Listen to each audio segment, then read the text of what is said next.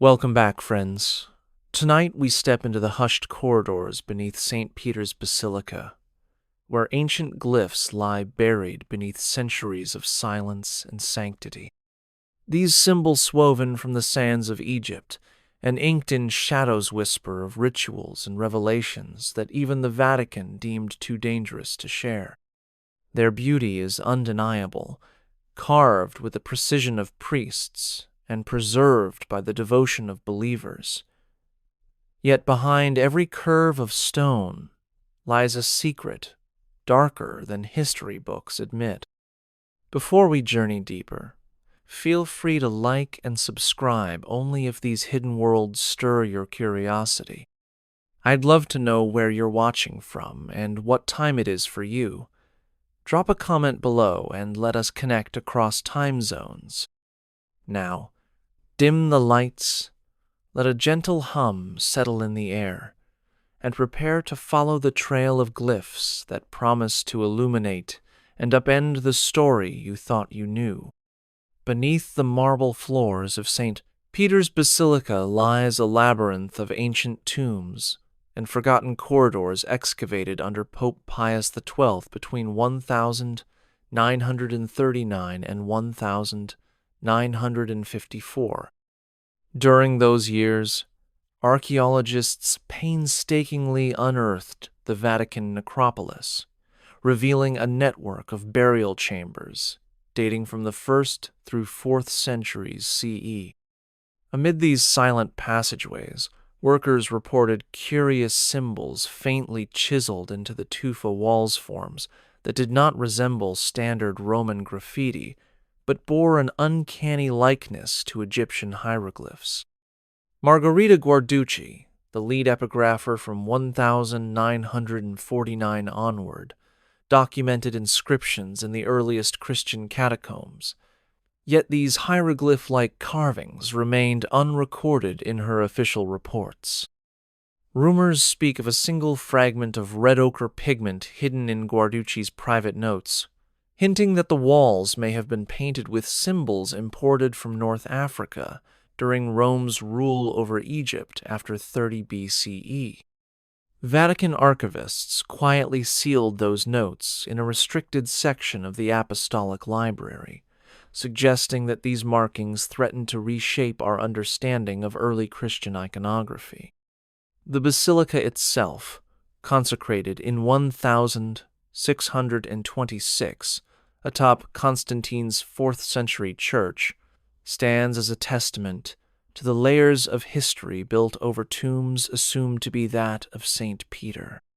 Yet beneath its soaring Renaissance dome, the whisper of those glyphs endures in hushed conversations among guards and guides.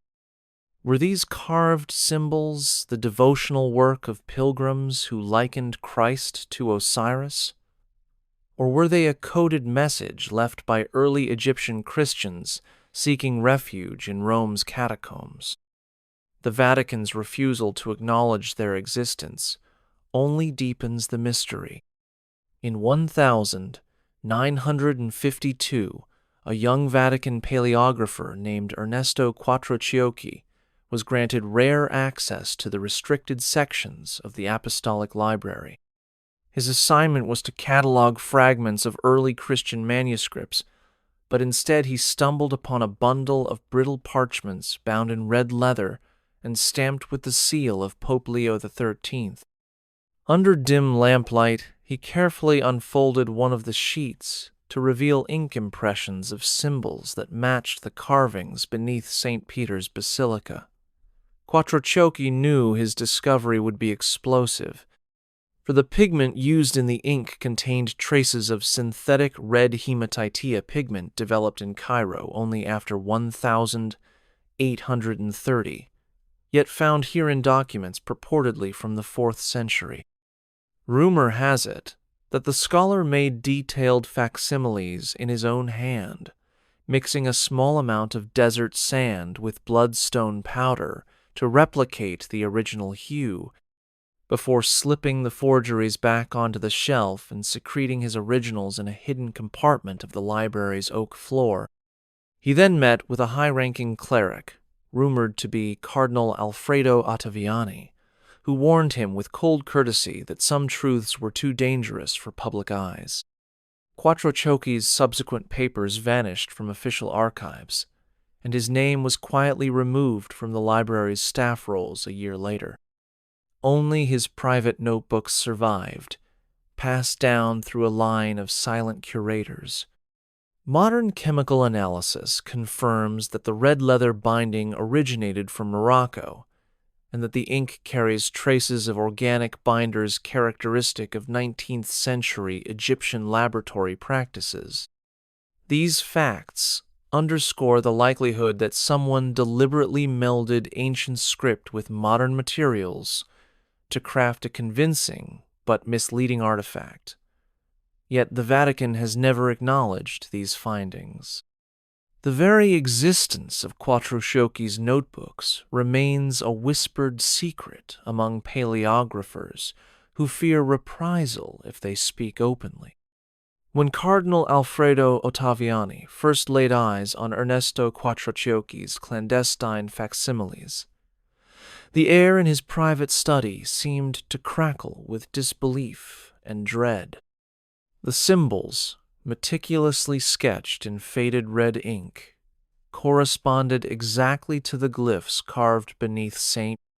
Peter's Basilican implication that early Christians had borrowed rituals and iconography from Egyptian mystery schools long before Constantine's conversion. Ottaviani had earned his reputation as a staunch guardian of orthodoxy after his work drafting the 1,959 document Mystici Corporis Christi, and he recognized the potential upheaval these images could cause. Within hours, he summoned the prefect of the Vatican Library and issued an uncompromising directive: retrieve every copy of the sketches, destroy Quattrociocchi's notebooks, and ensure no further mention of the glyphs would surface. Librarians obediently scoured the stacks under the threat of ecclesiastical censure. A visiting scholar who inquired about the missing bundle was abruptly informed that it had been transferred to a secure archive for preservation, though no record of its arrival exists. Rumors persist that Ottaviani personally supervised the incineration of several hundred pages in a clandestine furnace room beneath the Lateran Palace, where the smell of burning parchment mingled with the sulphurous tang of secrecy. Contemporary analysis of surviving fragments confirms that some pages were charred rather than cleanly cut, suggesting an act of panic rather than careful archival management. For decades, this purge was whispered only in academic corridors, until an off-the-record memorandum surfaced in 2012, referencing Operation Incognito and attributing it to Ottaviani's orders. The Vatican has never publicly acknowledged the episode, leaving historians to piece together evidence from witness testimonies and the faint scorch marks still visible on the oak shelving of the old library. Even today, the memory of that night endures as a stark reminder of how power can smother truth with a sudden flare of fear. In the summer of 1961, Julia Santoro, a seasoned Vatican archivist entrusted with cataloging newly acquired papal correspondence, uncovered a single vellum fragment concealed inside the spine of an otherwise unremarkable 5th century gospel. The fragment bore a partial sequence of the forbidden glyphs, inked in the same red hue that had twice threatened to destabilize the Church's narrative. Rather than report her discovery through official channels, Santoro slipped the fragment into her coat pocket and fled into the narrow streets of the Borgo district. That evening, she met with an underground circle of scholars who believed that the glyphs encoded a baptismal rite linking early Christian sacraments to the ancient rites of Isis and Osiris. Santoro's betrayal reverberated through the corridors of power when the Vatican learned that one of its most trusted custodians had not only withheld the fragment, but had arranged for high-quality photographs to be smuggled out of Rome. Those images circulated among private historians for decades, and modern forensic examination confirms they match carvings in the necropolis beneath St. Peter's. Santoro was never publicly charged, yet she was abruptly reassigned to a quiet office in Milan, far from the Vatican's archives. Her name vanished from the annual reports, and her colleagues were instructed never to acknowledge her existence. The Church's official statement claimed she had requested the transfer for personal reasons. Behind closed doors, however, the episode was remembered as a cautionary tale of how one individual's conscience could threaten the unity of the faithful. Even now, the few surviving members of Santoro's clandestine network speak of her with awe and sorrow, crediting her courage with ensuring that at least one genuine copy of the glyphs survived the Vatican's efforts to erase them. A faded diary entry from 1974, penned by an aging Egyptologist named Marco de Sanctis, links the mysterious Vatican glyphs to an obscure temple at Dendara, near ancient Thebes. De Sanctis had spent years cataloging Egyptian reliefs when he noticed a distinctive flourish on a hieroglyphic panel matching the carvings beneath St. Peter's. He took a clandestine trip to Egypt under the guise of researching Coptic art, mapping sediment samples from the temple floor and comparing them with grains discovered in the red ochre pigment used on the carved glyphs. Laboratory tests decades later confirmed that the sand mixed into the Vatican pigment contains traces of sodium-rich quartz, typical of the Nile's eastern bank-hardly material one could obtain in Rome. De Sanctis surmised that pilgrims or early Christian exiles must have carried small vials of sand and powdered pigment from Dendara to Rome, embedding their rites within the new faith. His notes also mention a secret fraternity of Coptic monks who fled Egypt during the Diocletian persecutions around 303 CE, allegedly settling near the Vatican's necropolis and preserving ancestral rituals in hidden alcoves. Despite the gravity of these findings, De Sanctis was discredited in academic journals shortly after presenting his thesis. Peers accused him of flawed methodology, but rumors persist that Vatican officials threatened to withhold future excavation permits. The diary ends abruptly, its final pages torn out, as if someone wanted to silence his theory forever. Today, portable X-ray fluorescence confirms the geological origin of those pigments, and satellite imagery hints at a subterranean chamber in Dendara, mirroring the layout beneath St. Peter's. Yet the Vatican maintains that the glyphs are mere decorative remnants left by ancient masons. Those in the field who dare to argue otherwise whisper of institutional pressure and the enduring power of faith to both reveal and conceal history. Late one winter evening in 1982, a linguist named Dr. Celeste Moreau unlocked the key to the glyphs' meaning by cross-referencing them with Coptic funerary texts smuggled out of Alexandria during World War II.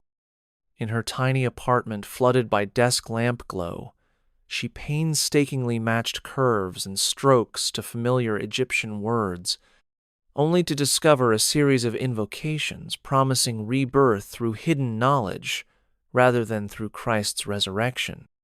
The verses spoke of a ritual baptism in scarlet waters and anointing with ashes of the sun, imagery that directly contradicted established Christian sacraments. Moreau's first draft translation, typed on thin onion skin paper, was scrawled with notes in the margin warning of consequences most dire. Fearing backlash, she sealed her manuscript in a safety deposit box in Geneva and continued her work in secrecy, sharing only with a trusted circle of independent scholars. In 1,991 fragments of her translation surfaced on the black market, sold to private collectors who kept them under lock and key. Scientific analysis of the original onion skin draft confirms the use of pen inks found in early 1980s Swiss laboratories, ruling out forgery. Yet Moreau herself vanished from academic circles soon after an anonymous letter threatened her with excommunication if she published. The Vatican press office merely issued a cryptic statement denying any knowledge of such a translation, while internal memos later leaked refer to a Project Silence to suppress the work. To this day, Moreau's full translation remains hidden, known only through scattered quotations. Scholars debate whether the ritual described was an early Christian heresy or evidence of a syncretic faith blending Egyptian mystery traditions with fledgling Christianity. What is clear is that those words, once spoken beneath the basilica's vaults, could undermine the theological foundations laid by early church fathers. The Vatican's refusal to acknowledge the translation suggests a fear not simply of historical revision, but of the very power that language can wield when it reveals the beliefs long buried in shadow. In a rarely seen collection of private correspondence housed at Castel Gandolfo, Pope Pius II confided in his nephew that the glyphs beneath Rome's sacred basilica had once stirred his soul with forbidden awe. He described how, in the winter of 1459, he ventured incognito into the ancient crypts and witnessed symbols that seemed to pulse with an otherworldly light. According to a letter dated November 2, Pius II wrote of a momentary crisis of faith as he contemplated the possibility that early Christians might have embraced mysteries older than Christianity itself. His confession speaks of a tension between reverence for tradition and a visceral thrill at touching something outside the authorized narrative. Yet, despite his fascination, he ultimately ordered the seals to be reinforced and instructed his archivist to destroy any transcripsa directive later confirmed by marginal notes in the Vatican secret archives. Modern archivists, using ultraviolet scans, have uncovered traces of erasures on the parchment where Pius II's orders were inscribed, a testament to the lengths he and subsequent popes were willing to go to maintain doctrinal unity. Historians debate whether Pius II's spiritual turmoil influenced his later humanist writings or fueled his patronage of archaeological studies that sought to unearth only what could be safely integrated into church doctrine. The letter's authenticity was verified in a 2007 codicological study, which matched the papal seal and handwriting to other known documents of his pontificate. Yet the Vatican has never publicly acknowledged the confession, and access to the Castel Gandolfo archives remains strictly limited. Pius II's hidden moment of vulnerability endures as a poignant reminder that even the highest office in Christendom could tremble before mysteries that defied its control. On a moonless night in 1998, an ambitious seminarian named Luca Benedetti slipped into the Sala dei Papyri after hours, guided only by the faint glow of his flashlight beam reflecting off centuries-old manuscripts. Drawn by rumors of hidden glyph references in marginalia, he discovered a narrow alcove behind a movable shelf that led into an unfinished corridor. His quicksilver heart pounded as he found a small alcove lined with stone tablets each, carved with the same hieroglyphic forms found beneath the basilica. Benedetti frantically photographed every surface, capturing images of water symbols dripping like tears and figures, with owl heads perched atop crosses. He later described the sensation as entering a tomb of lost knowledge, alive with secrets. When dawn broke, he replaced the shelf and fled, but not before pocketing a piece of crumbled plaster bearing a lone glyph. Word of his clandestine expedition reached the prefect of the Vatican Library within days, prompting a formal investigation that was quietly dropped within the week. Benedetti's photographs circulated among clandestine online forums for a decade, though most were low-resolution scans until 2015, when a whistleblower released high-definition copies. Forensic image analysts have since confirmed that the incised lines in the tablets match the specific chisel marks found in the Vatican Necropolis. Yet, official catalogues of the Sala dei Papiri make no mention of such an alcovet's existence erased by a decree signed under Pope John Paul II's brief correspondence with the Secretary of State in 2000. Even Benedetti, now a respected theologian, remains tight-lipped about the location, suggesting only that those who search must be prepared to confront the shadows between faith and forbidden lore. Deep within the ornate bindings of a 17th-century missal, Cardinal Francesco Acquaviva discovered a cipher wheel hidden behind a false cover. The wheel's notches corresponded to a sequence of letters and numbers that, when aligned with passages from the Mass ritual, revealed subtle references to the glyphs beneath St. Peter's. According to notes scrawled in the cardinal's hand, the code was designed to guide initiates through a series of liturgical cues that unlocked the meaning of each symbol.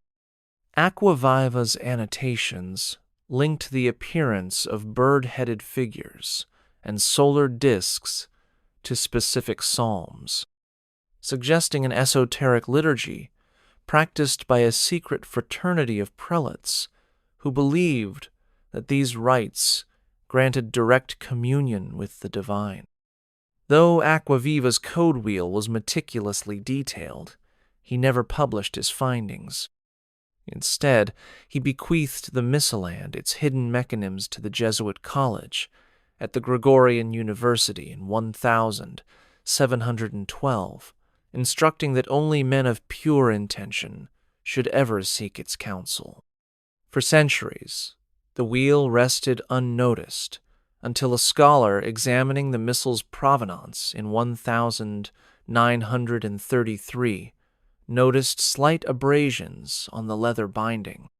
When the wheel was finally removed, its teeth revealed microscopic traces of pollen from a rare Egyptian lotus flower, an indicator that it had been in contact with sacred artifacts looted during Napoleon's Egyptian campaign.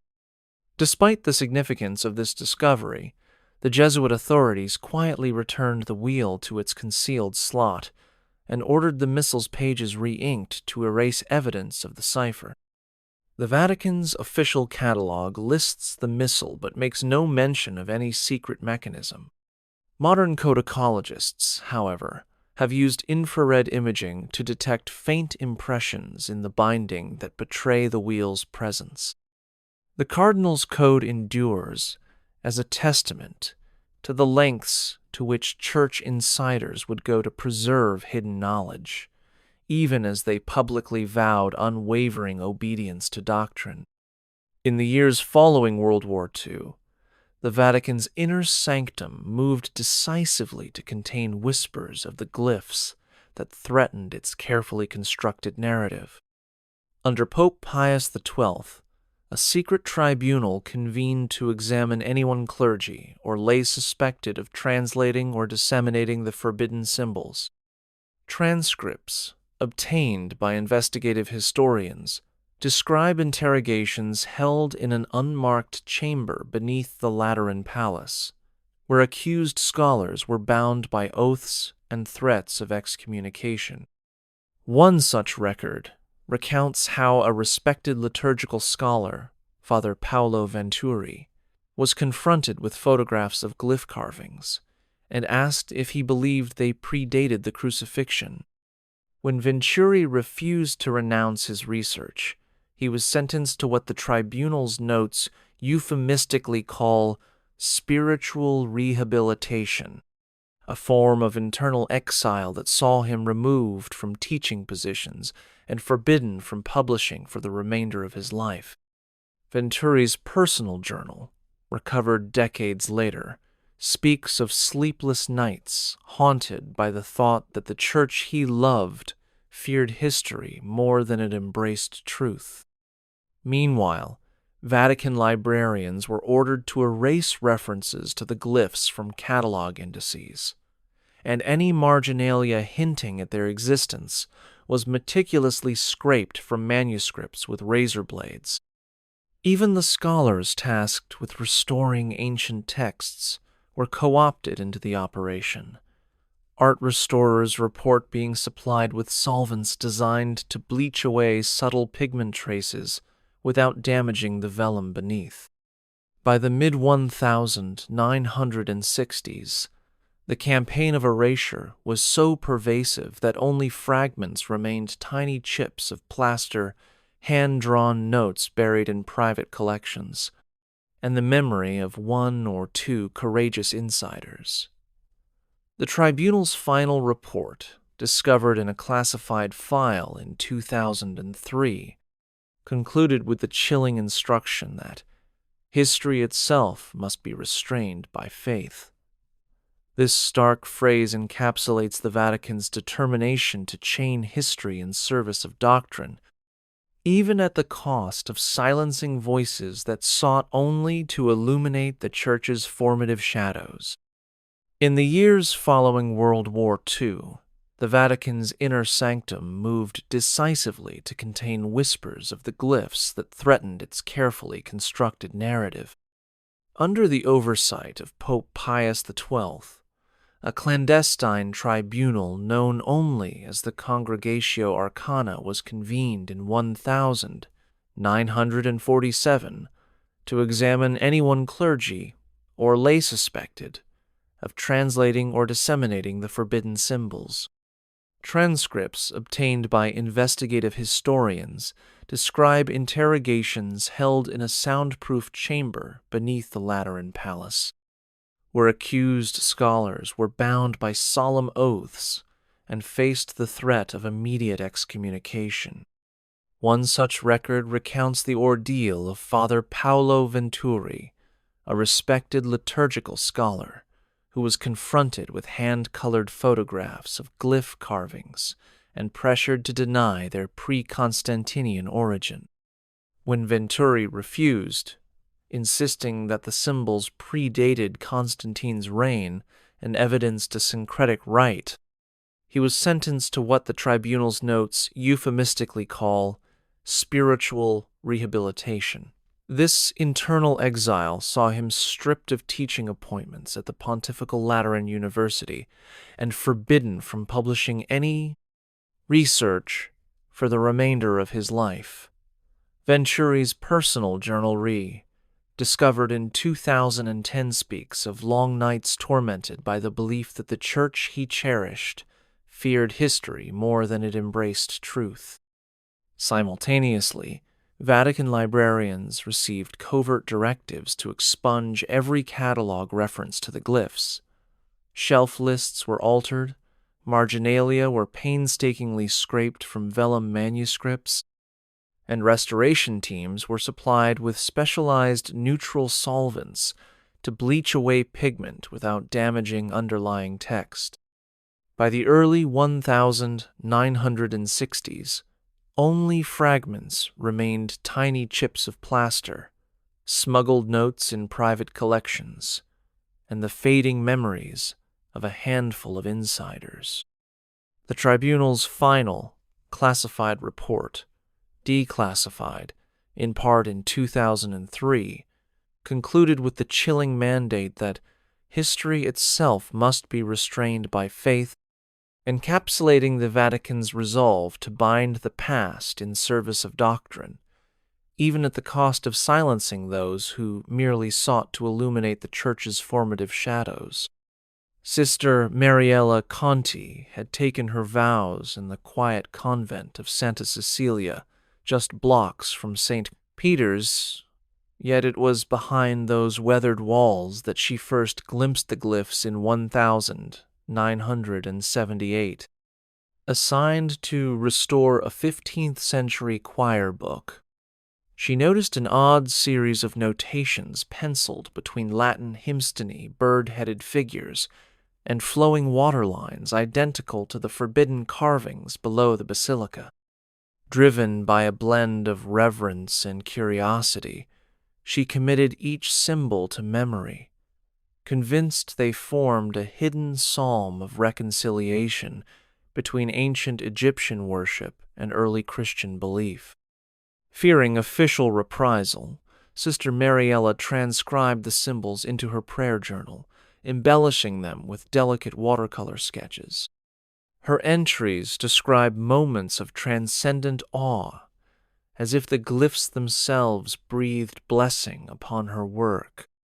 Yet, she also recorded chilling shadows slipping across the scriptorium floor at dusk, the subtle reminder that her convent lay within the Vatican's sphere of influence. When word of her discovery reached her prioress, Sister Mariella was quietly transferred to a remote mission chapel in rural Tuscany, the relocation attributed to merely logistical needs. Her journal vanished from the convent archives, but not before a novice smuggled it out and buried it among family heirlooms. Decades later, that journal resurfaced in a private auction, its pages imaged by scholars who confirmed the glyph sketches matched chiseling patterns from the necropolis. Forensic handwriting analysis authenticated the watercolors as products of a nun's 19th century handmade pigments, dispelling theories of modern forgery. Yet the Vatican has never acknowledged Sister Mariella's role, nor the existence of her journal. Her story lives on only in the whispered testimonies of art restorers and archivists who regard her as both saint and martyr of forbidden knowledge, a reminder that even cloistered devotion could not remain silent before secrets etched in stone. Deep beneath the basilica, beyond the silent corridors of tombs and catacombs, lay a workshop concealed behind a false wall of the old sacristy, known only to a handful of master restorers. In 2005, Monsignor Luca Ferraro discovered a faded blueprint in the private collection of the Fabbrica di San Pietro, indicating the existence of an underground chamber used for textile and manuscript preservation. Ferraro obtained permission to inspect the space under the guise of organizing a tour for Vatican conservators. At the dead end of a narrow passage, he tapped on a patch of limestone paneling to reveal a hidden door whose lock yielded to a careful twist. Inside, he found workbenches stained with dried pigments and tools carved from bone, and ivory implements used not to repair sacred texts, but to recreate them. Molds for seals, blocks for embossing, and ink recipes, scrawled on parchment, pointed to a centuries-long tradition of forgers employed to replace controversial glyph-bearing manuscripts with doctored versions. Ferraro's journal describes how he witnessed fragments of genuine glyph-inscribed parchment being burned in an iron brazier, and how afterward pristine forgeries emerged in the library's catalog. He noted that the workshop's walls were lined with wooden cases holding glass vials of red ochre pigment, each labeled with dates ranging from the 16th through 20th centuries, indicating that this operation persisted well into modern times. When Monsignor Ferraro attempted to photograph the interior, he found that his digital images were inexplicably corrupted upon review, as though an unseen force had erased any record of the space. His subsequent report to Vatican officials was met with polite interest, but no action. The workshop was resealed, and its entrance concealed once more. Today, the existence of that subterranean forge is corroborated by fragments of ink bottles recovered during seismic surveys, and by the eyewitness testimony of two retired restorers who confirm that they were instructed to correct any manuscript bearing the forbidden glyphs. The hidden workshop stands as a testament to the lengths the Church was willing to go to suppress history, using artistry not to preserve truth, but to conceal it. A fragile papyrus fragment, acquired by the Vatican Museum in 1912, bore a depiction of Isis nursing her son Horus beneath a canopy of starcocene, never before associated with Christian iconography. When the fragment was catalogued alongside other Coptic manuscripts, few noticed the row of small glyphs framing Isis's breast, symbols that matched those hidden beneath St. Peter's Basilica. Scholars now believe the Vatican obtained this papyrus during the chaotic dispersal of Egyptian archives following the 1882 British occupation. The fragment was quietly stored in a private vault and never exhibited. In 2014, Dr. Valeria Mancini, a specialist in late antique religions, gained access to high-resolution scans and identified the glyphs as part of a liturgical invocation calling on Isis's protective power. Mancini's analysis suggested that early Christian missionaries in Egypt had adopted certain Isis rites not to venerate the goddess, but to co-opt her maternal symbolism in baptisms and funerary ceremonies. Her paper, presented at a European symposium, included chemical assays confirming that the papyrus ink contained lapis lazuli dusta, luxury pigment sourced from Afghanistan, indicating its importance to a wealthy patron. Shortly after her presentation, Mancini received an official letter from the Vatican Library urging her to retract any claims connecting the papyrus to unorthodox practice. Colleagues speculate that her research threatened to reveal a substratum of Egyptian mystery traditions woven into early Christian ritual.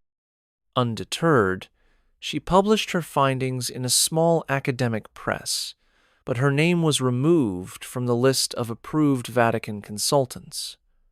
Meanwhile, the original papyrus remains hidden from public view, its catalog entry revised to list it simply as Coptic decorative leaf. Forensic dating of the fiber and ink places the fragment's creation in the mid-4th century, aligning with the reign of Constantine's sons, when Christian and pagan rituals were still in flux. The papyrus's silent bearing of Isis's image and the surrounding glyphs reveals a moment when faiths converged, a truth the Vatican convened to obscure. Echoes of Isis thus resonate from the sands of Dendara to the vaults of Rome, a muted chorus you can almost hear if you listen closely to the stones themselves. In the winter of 1674, Pope Clement X recorded in his private diary an entry so unsettling that he ordered it locked away under 7 seals in the Lateran archives. He wrote of descending unannounced into the ancient crypts of St. Peter's Basilica, driven by persistent rumors that strange symbols carved in the walls could beckon forces beyond mortal understanding. Beneath flickering torchlight, he encountered a series of glyphs depicting winged scarabs and serpentine figures entwined around ankh's images that seemed to shift when viewed from the corner of his eye. According to his journal, the glyphs pulsed with a cold energy that chilled his bones and made the overseer's prayers echo hollowly against stone. Alarmed, Clement X ordered his papal smith to forge metal plates inscribed with protective prayers and have them nailed over each carving. He then commissioned secret rites, led by the chief exorcist, to sanctify the crypts and banish any lingering presence.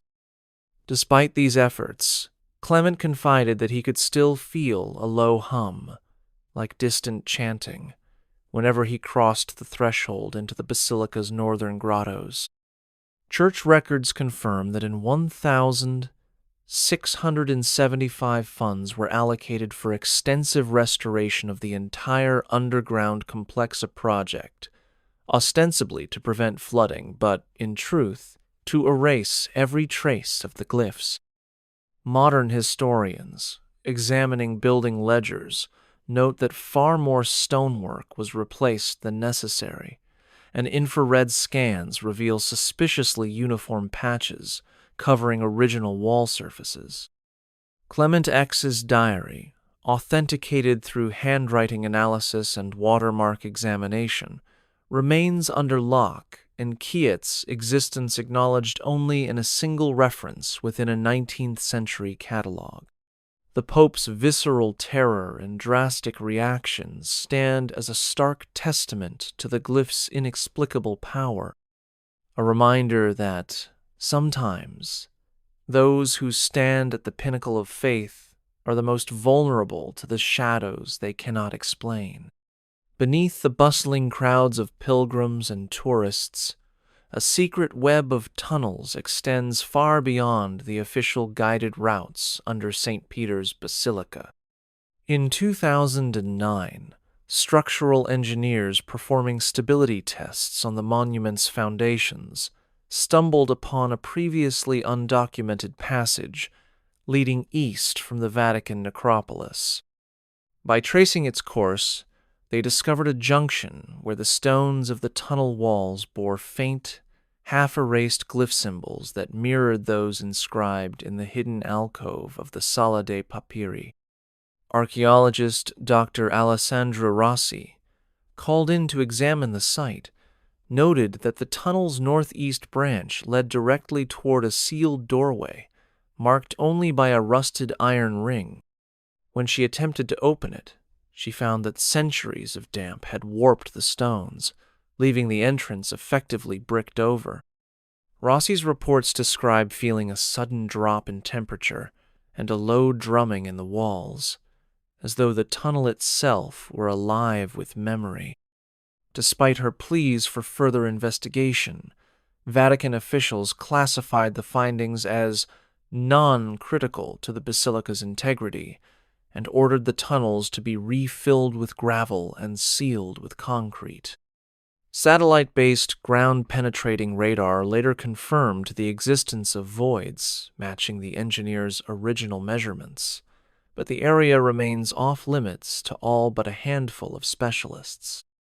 Local guides whisper that the shadows in these tunnels shift unpredictably, and that faint echoes-like distant chanting sometimes drift up into the visible catacombs. The sealed passages and their eroded glyphs stand as a testament to the Church's ongoing struggle between preservation and concealment, where every carved stone could reveal a chapter of faith unrecognized, and every dark corridor might lead to truths too profound to face in the light of day. Monsignor Pietro del Vecchio, appointed as chief exorcist by Pope Benedict XIV in 1741, kept a private volume detailing exorcisms performed within the Vatican, including unusually intense ceremonies held beneath the Basilica. His notes describe an incident in 1745 when a young novice, overcome by visions, began babbling in an unknown tongue. Del Vecchio recorded that the words matched no known dialect but bore a striking resemblance to the carved glyphs in the catacombs. He wrote of chanting prayers of deliverance while tracing his thumb circles in the air, attempting to symbolically erase the glyphs' influence. According to his journal, the novice's eyes rolled back as she described wings of scarabs darkening the heavens and rivers of blood leading to a hidden throne, imagery lifted straight from the hidden inscriptions. Del Vecchio's account goes on to note that during the exorcism, the novice's voice cracked as though she were speaking through layers of stone. At one point he paused to make a diagram in his margin. A cross superimposed on an ankh surrounded by concentric circles. This diagram, scholars now believe, was meant to act as a counter-symbola Christian sigil designed to neutralize the glyph's ancient power. After hours of ritual, the novice fell silent, and Del Vecchio recorded that he personally oversaw the sealing of the grotto entrance with consecrated clay mixed with holy water. Though his notes were detailed, they never appeared in any official record. The volume was forwarded discreetly to the Archivum Secretum, where it remained under lock until a researcher uncovered it in 1988.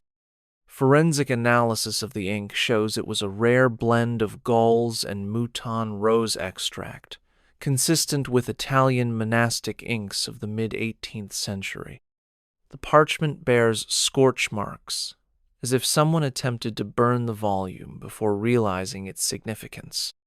Today, Del Vecchio's exorcism notes reside in a restricted Vatican archive, accessible only to those with direct papal commission.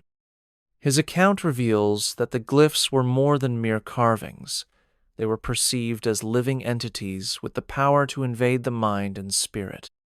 The exorcist's notes thus stand as chilling evidence of the Church's struggle to confront occult forces entwined with its own foundations. In 1995, Carlo Ventura was appointed by Pope John Paul II as one of the youngest members of the College of Cardinals, noted for his progressive scholarship and mastery of ancient languages. Yet behind his calm demeanor lay a fervent obsession. Ventura had secretly devoted years to mapping every known occurrence of the Vatican's hidden glyphs. His apartment, perched above the bustling Via della Conciliazione, contained dozens of folders filled with photographs, stone rubbings, and hand-drawn cross-references linking symbols in the necropolis to marginalia in restricted manuscripts.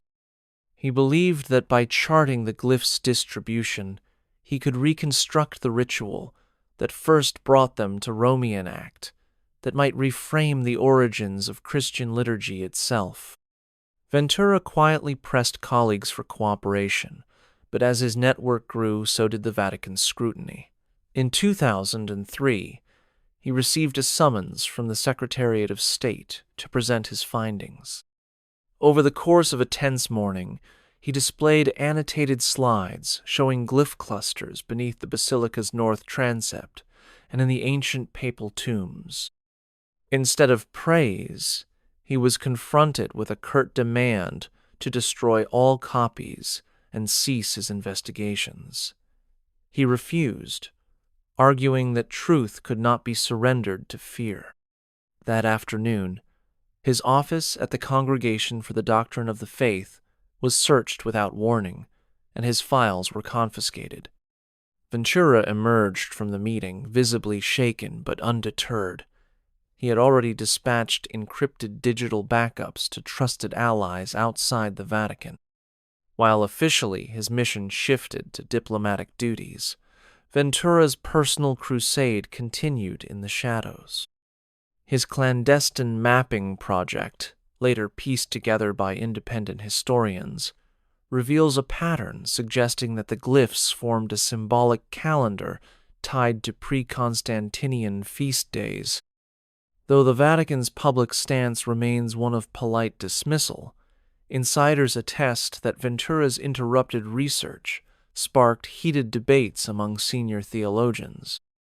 The young cardinal's quiet defiance stands as a testament to the power of individual conviction when pitted against institutional authority.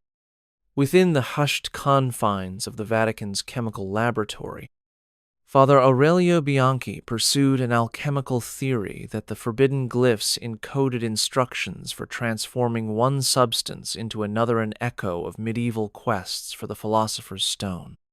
His secret partnership with a master glassblower in nearby Tivoli permitted him to experiment with tiny pigment samples taken from fragments of the glyph inscriptions.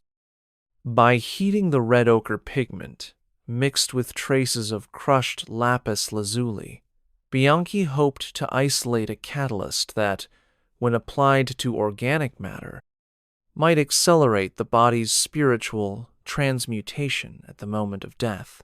His meticulously kept lab notes, discovered in a locked cabinet after his mysterious disappearance in 1970, describe 3 unsuccessful trials, followed by a 4th that produced a shimmering residue said to glow faintly under moonlight. Bianchi wrote of feeling an intoxicating warmth as he observed the residue, believing he had unlocked not mere chemistry but a divine secret passed down through Egyptian initiates and early Christian mystics. Yet his work alarmed Vatican officials who feared that such a discovery would blur the line between natural miracle and manufactured wonder. One memorandum, stamped "Top Secret," instructed Monsignor Paolo Rostagno to supervise the destruction of all experimental apparatus and to secure Bianchi's notebooks. Within days, the glassblower's workshop was closed, and Bianchi himself was reassigned to remote pastoral duties in Sicily, his scientific ambitions erased from official records.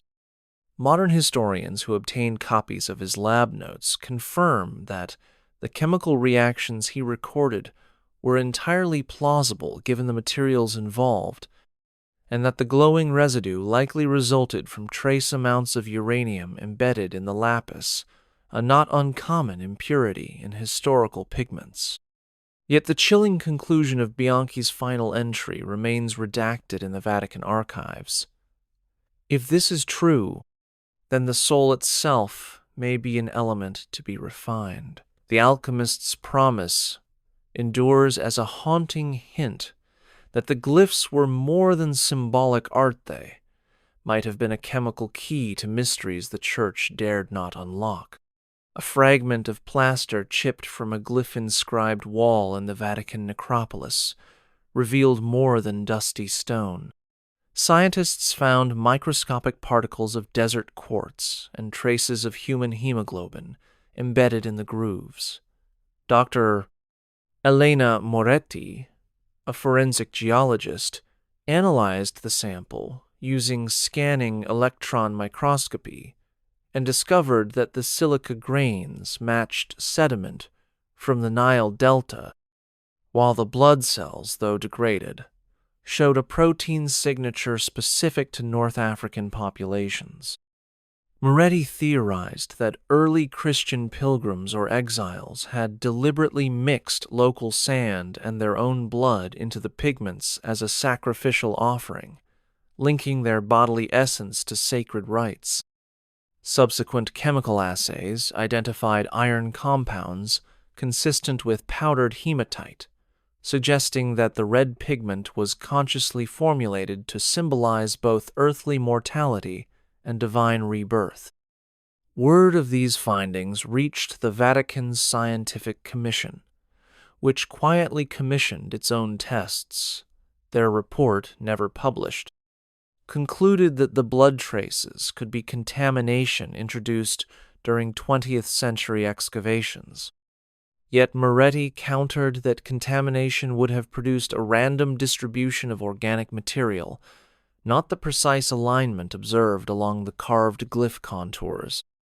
When she presented her evidence at an international conference in 2012, Vatican representatives were present but approved no collaborative study. Instead, Moretti's grant applications for further research into bioarchaeological evidence were inexplicably delayed and ultimately denied. Colleagues suspect institutional discomfort, with the implication that the Church's foundations were literally soaked in the life force of early believers seeking to bind body and spirit. Today, the silica and blood plaster remains locked in a Vatican laboratory, its significance acknowledged only through brief mentions in internal memos. Forensic reanalysis by an independent team in 2018 reaffirmed Moretti's conclusions. Yet the Vatican's public position continues to downplay any ritual interpretation. The discovery of human blood enmeshed with Nile sands in those ancient glyphs underscores the profound intertwining of faith, sacrifice, and identity alchemy of earth and flesh that the Church has labored to conceal. In the 1920s, the papal barber Pietro Gianelli kept meticulous records of the noble families he served, noting every shave and haircut in his leather-bound ledger. One afternoon, he recorded an unusual request.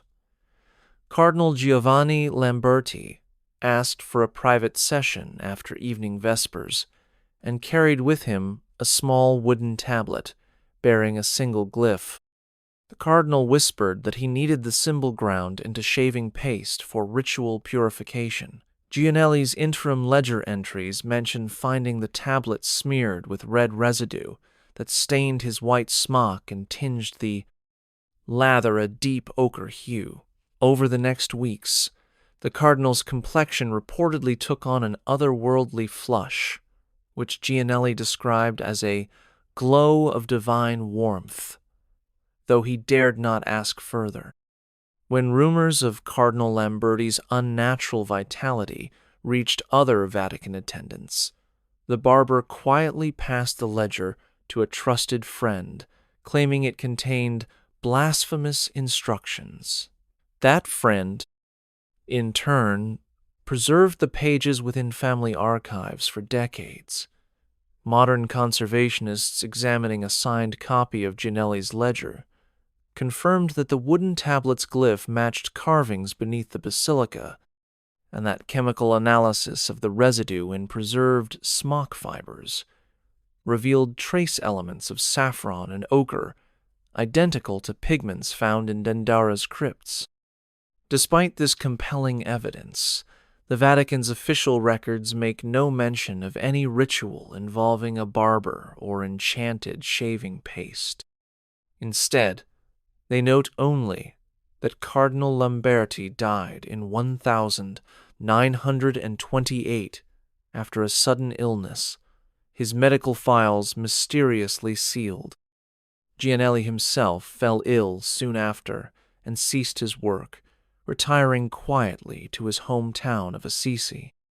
His ledger, bearing the cryptic entry and stained smock fragments, resurfaced at a church antique sale in 2005 and now resides in a private collection. The barber's secret endures as a testament to how everyday tasks like shaving could become conduits for hidden rites, blending the sacred and the mundane in a pursuit of forgotten wisdom. Late one autumn night in 2010, the night guard assigned to the Vatican Necropolis reported strange murmurs echoing through the tunnels beneath St. Peter's. Initially dismissed as wind through ventilation shafts, the sounds persisted soft, rhythmic chanting that seemed to pause whenever his flashlight beam passed over carved glyph panels. The guard, Marco Rinaldi, confided in his supervising sacristan that he felt drawn toward a sealed niche in the western crypt, where the stone bore the faint outlines of winged figures and looping water symbols. During his next shift, When the basilica above was silent and its lights dimmed, Rinaldi found a small opening in mortar behind a loose brick and pressed his ear to the void. He claimed to hear a measured recitation in Aramaic, interwoven with guttural syllables unlike any liturgical chant he had known. Frightened, he fled and reported the incident to his superior, who ordered the passage permanently bricked over and the guard transferred off night duty. Rinaldi's testimony appears in a confidential security log generated by the Vatican Gendarmerie, though the entry was later redacted from public records.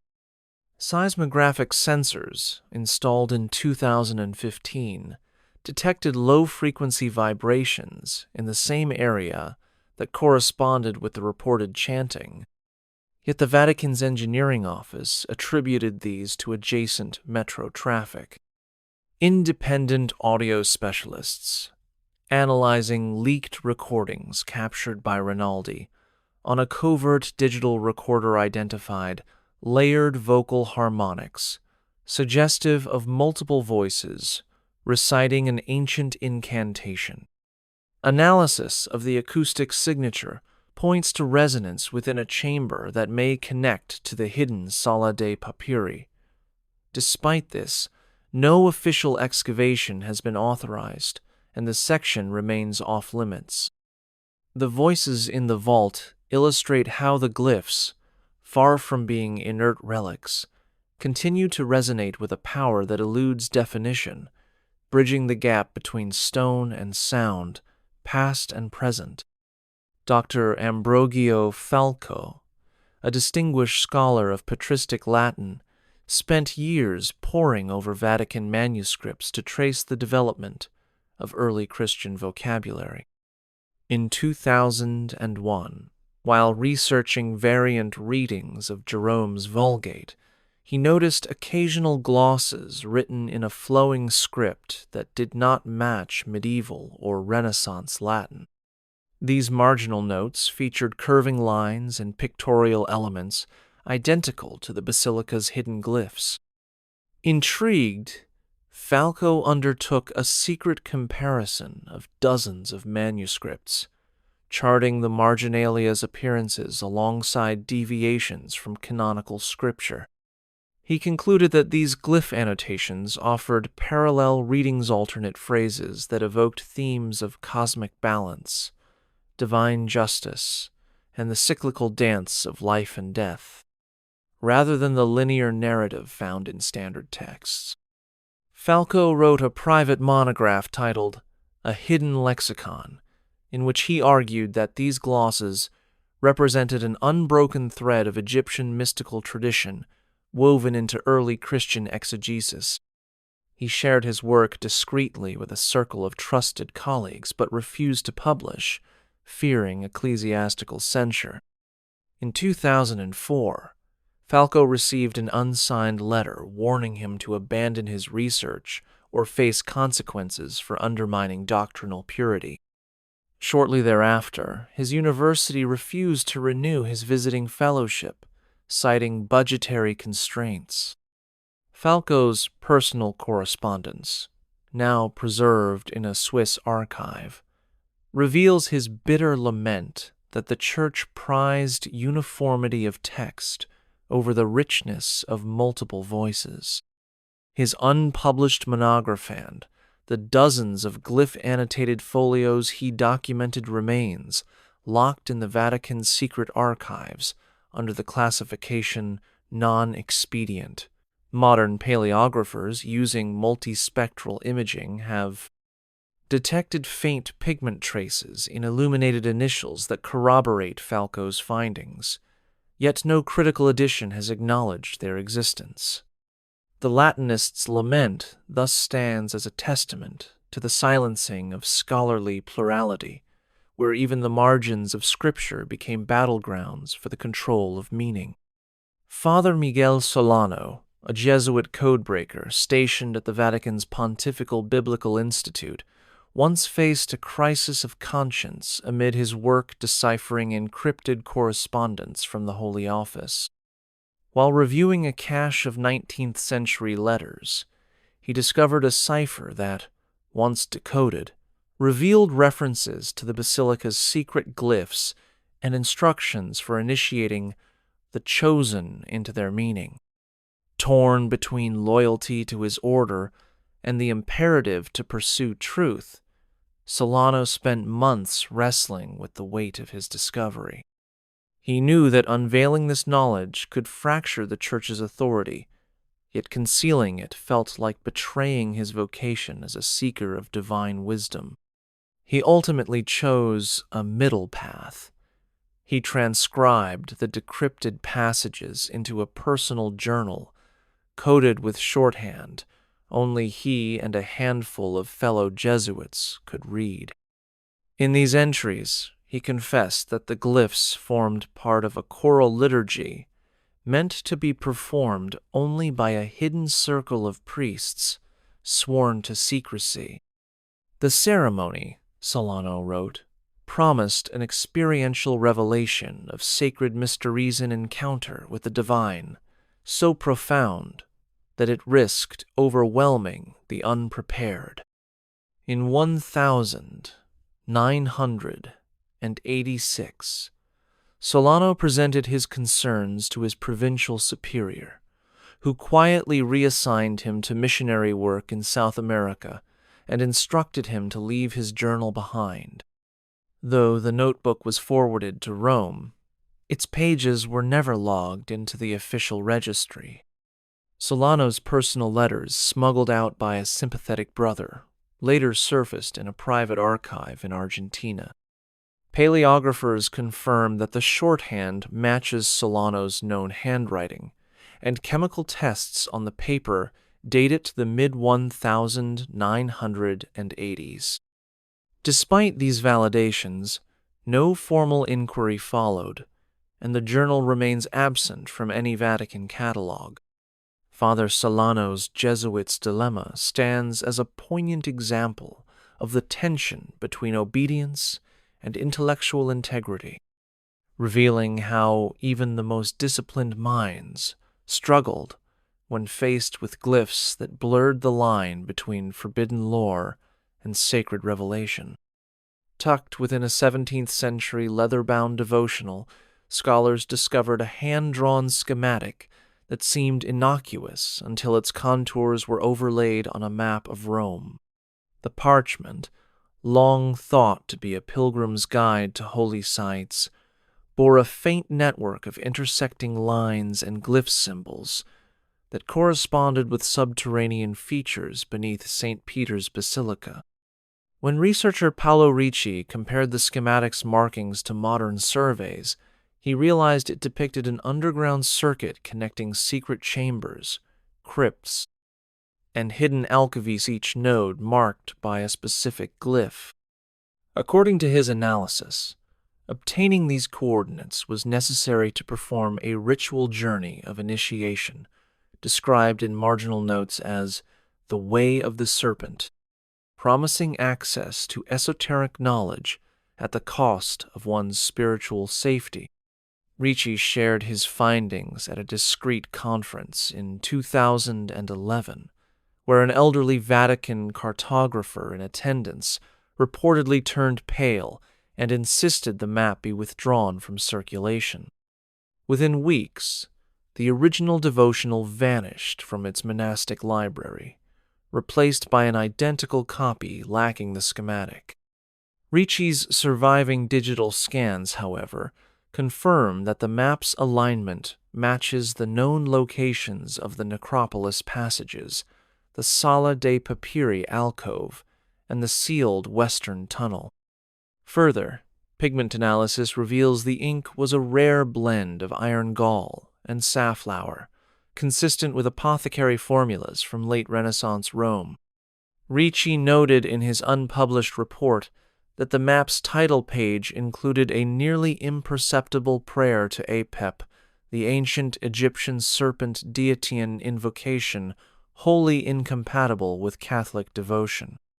When he petitioned the Vatican Library for access to related materials, his request was denied without explanation.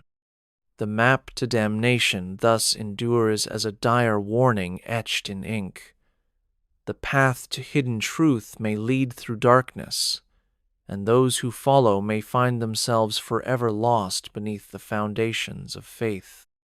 A routine maintenance check in 2014 revealed something alarming on the marble floor of a restricted chapel beneath the Vatican's East Wing.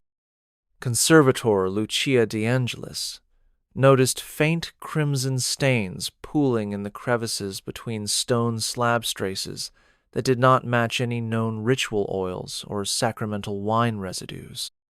When she took a sample for analysis, forensic chemists identified degraded hemoglobin and dermatan sulfate, indicators of human blood aged between 3 and 5 centuries.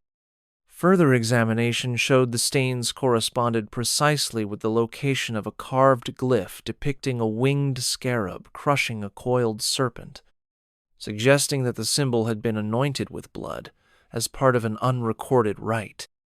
De Angelis's report, submitted to her superiors, proposed that the blood may have been offered to consecrate the glyph's power, binding it to vows made in secret by early initiates.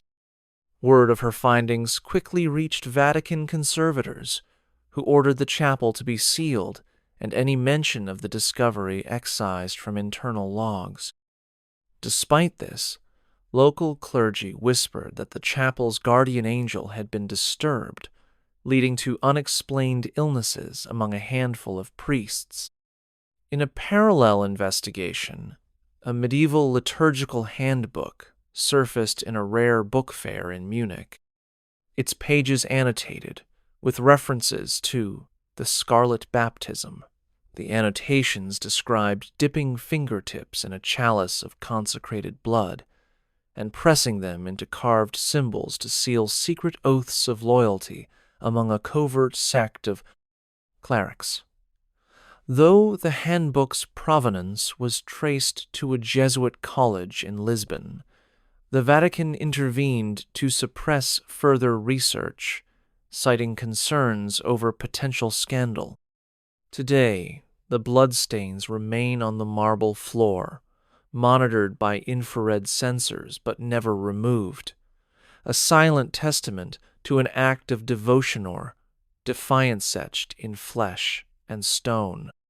Blood on marble stands as a haunting reminder that beneath the veneer of sanctity lies a history written in sacrifice, intentionally concealed by those sworn to preserve it.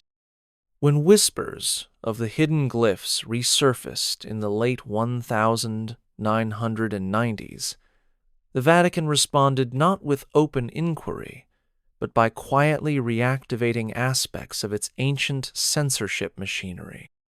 Under Pope John Paul II, a special commission was formed in 1999 within the Congregation for the Doctrine of the Faith, assigning trained theologians and canon lawyers to monitor publications, academic conferences, and digital forums for any mention of the forbidden symbols.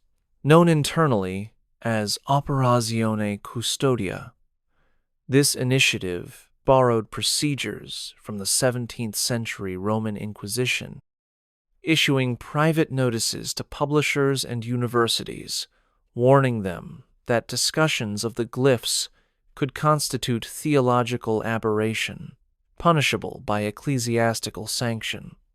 In one documented case, the faculty of a respected pontifical university received a sealed letter informing them that a scheduled lecture on Egyptian influences in early Christian art must be canceled or face the withdrawal of accreditation. Professors complied, fearful that refusal would jeopardize student visas and grant funding. Meanwhile, Internet service providers hosting archived documents of glyph research were discreetly contacted by Vatican representatives, leading to the removal of crucial files and the deactivation of links. This modern inquisition was conducted with surgical precision, No public statements, no grand tribunals, just subtle pressure applied through existing ecclesiastical channels. The strategy relied heavily on the obedience ingrained in Catholic institutions. Few questioned directives issued under the authority of the Pope. By enforcing silence rather than sparking controversy, the Church effectively kept the glyphs out of mainstream scholarship while avoiding the spectacle of open trial. Documents leaked in 2016 reveal that Operazione Custodia remained active well into Pope Benedict XVI's papacy, with regular reports submitted to the Secretariat of State.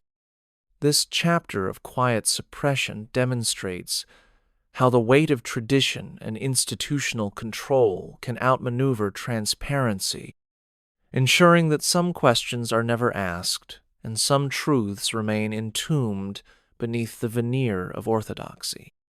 When Master Restorer Isabella Ferri was commissioned in 2010 to conserve a Raphael fresco in the Apostolic Palace, she discovered hidden layers beneath centuries of overpainting.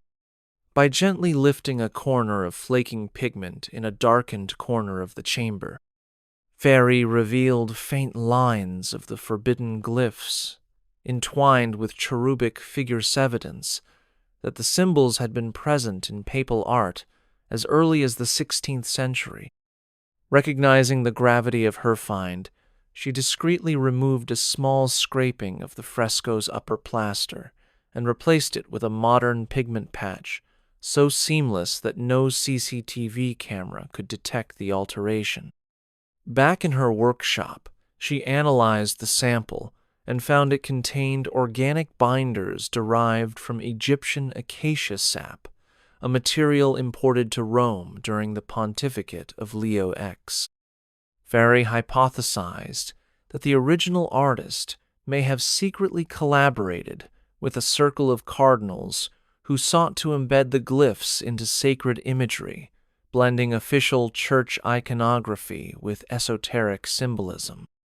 She documented her process in coded notes, alongside watercolor sketches, showing how the glyphs had been integrated into architectural motifs. These notes were intended for eventual publication, but instead were confiscated by Vatican Cultural Affairs officers after an unannounced audit of her studio in 2012. Officially, the audit cited concerns about unauthorized pigment testing, but insiders understood it as an attempt to retrieve Ferri's evidence. Although the fresco was restored to public view without comment, Ferri's concealed sketches survived and later formed the basis of a clandestine exhibition in 2018, where forensic pigment analysis corroborated her original theory.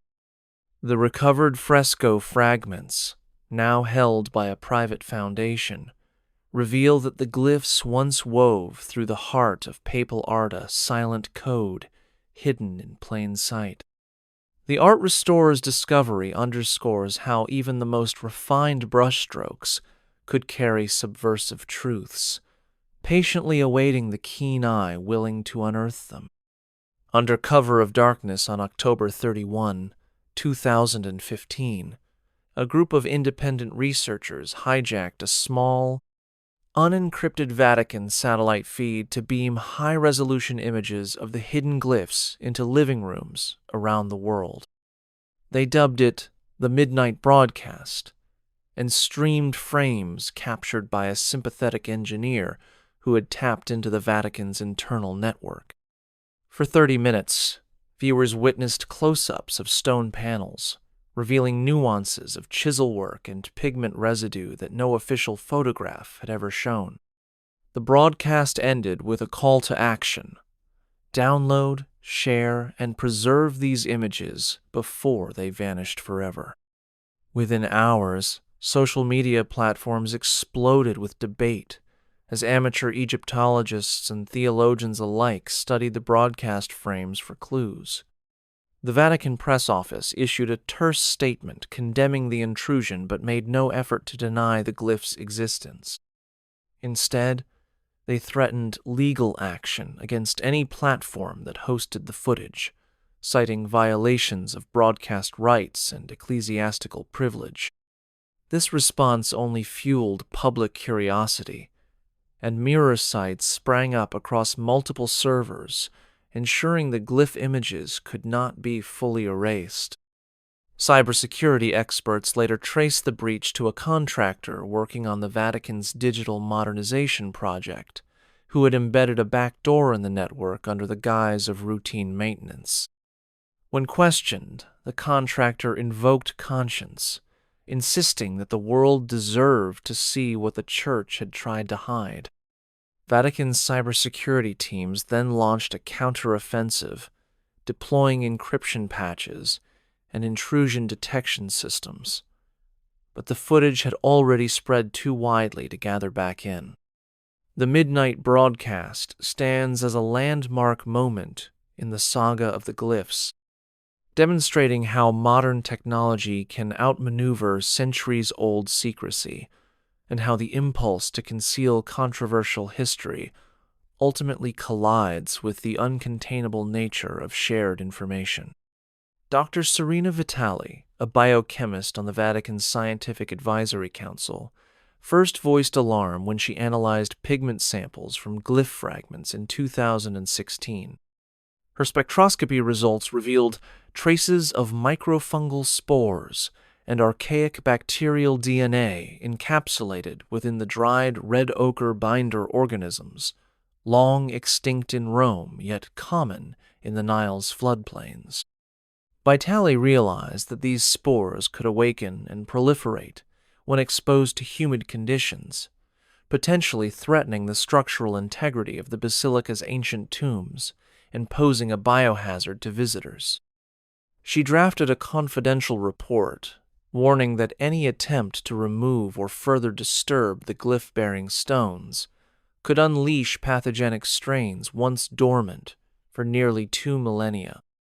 Vitali's findings were presented to the prefecture of the papal basilicas under strict confidentiality, accompanied by protocols for sterilizing equipment and quarantining affected areas.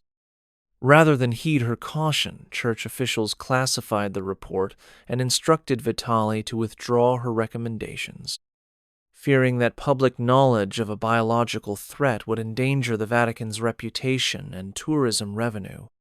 Shortly after, Vitali was reassigned to a remote laboratory within the Pontifical University of the Holy Cross, her access to the basilica's subterranean chambers revoked.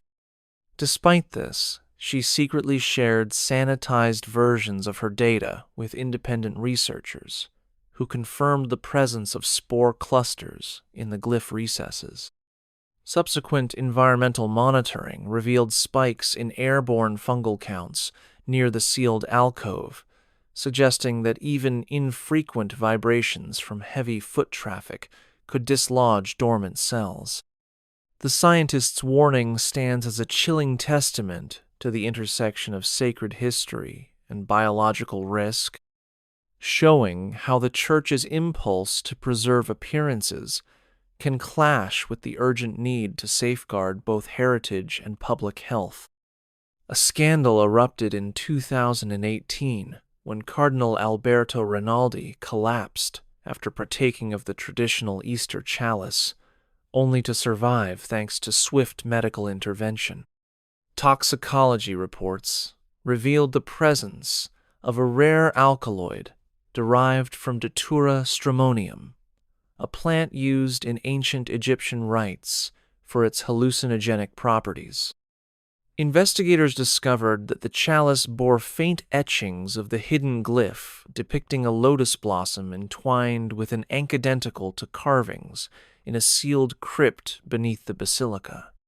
Suspicion fell upon a secretive faction within the Vatican's liturgical office, purportedly seeking to test whether the glyph's power could be unlocked through ingestion of a ritual compound. The poisoning was not intended to kill, but to induce a trance-like state that would allow participants to see the unseen, according to an anonymous note left on the cardinal's desk.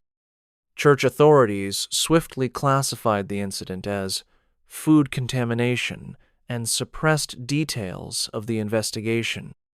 The medical examiner's full report was sealed, and Vatican security detained the chalice without issuing a public explanation. However, whistleblower nurses who treated the cardinal later provided journalists with photographs of the chalice's base, showing the matching glyph. Petrologists confirmed that the chalice's silver alloy was treated with an acid bath containing desert sand, similar to pigments found in Dendara, suggesting deliberate manufacture for occult purposes. Cardinal Rinaldi himself, in a private deposition, described visions of glowing symbols and the sensation of his consciousness drifting into whispering halls of stone. Though he publicly attributed his collapse to fatigue, he quietly funded independent research into the glyphs afterward.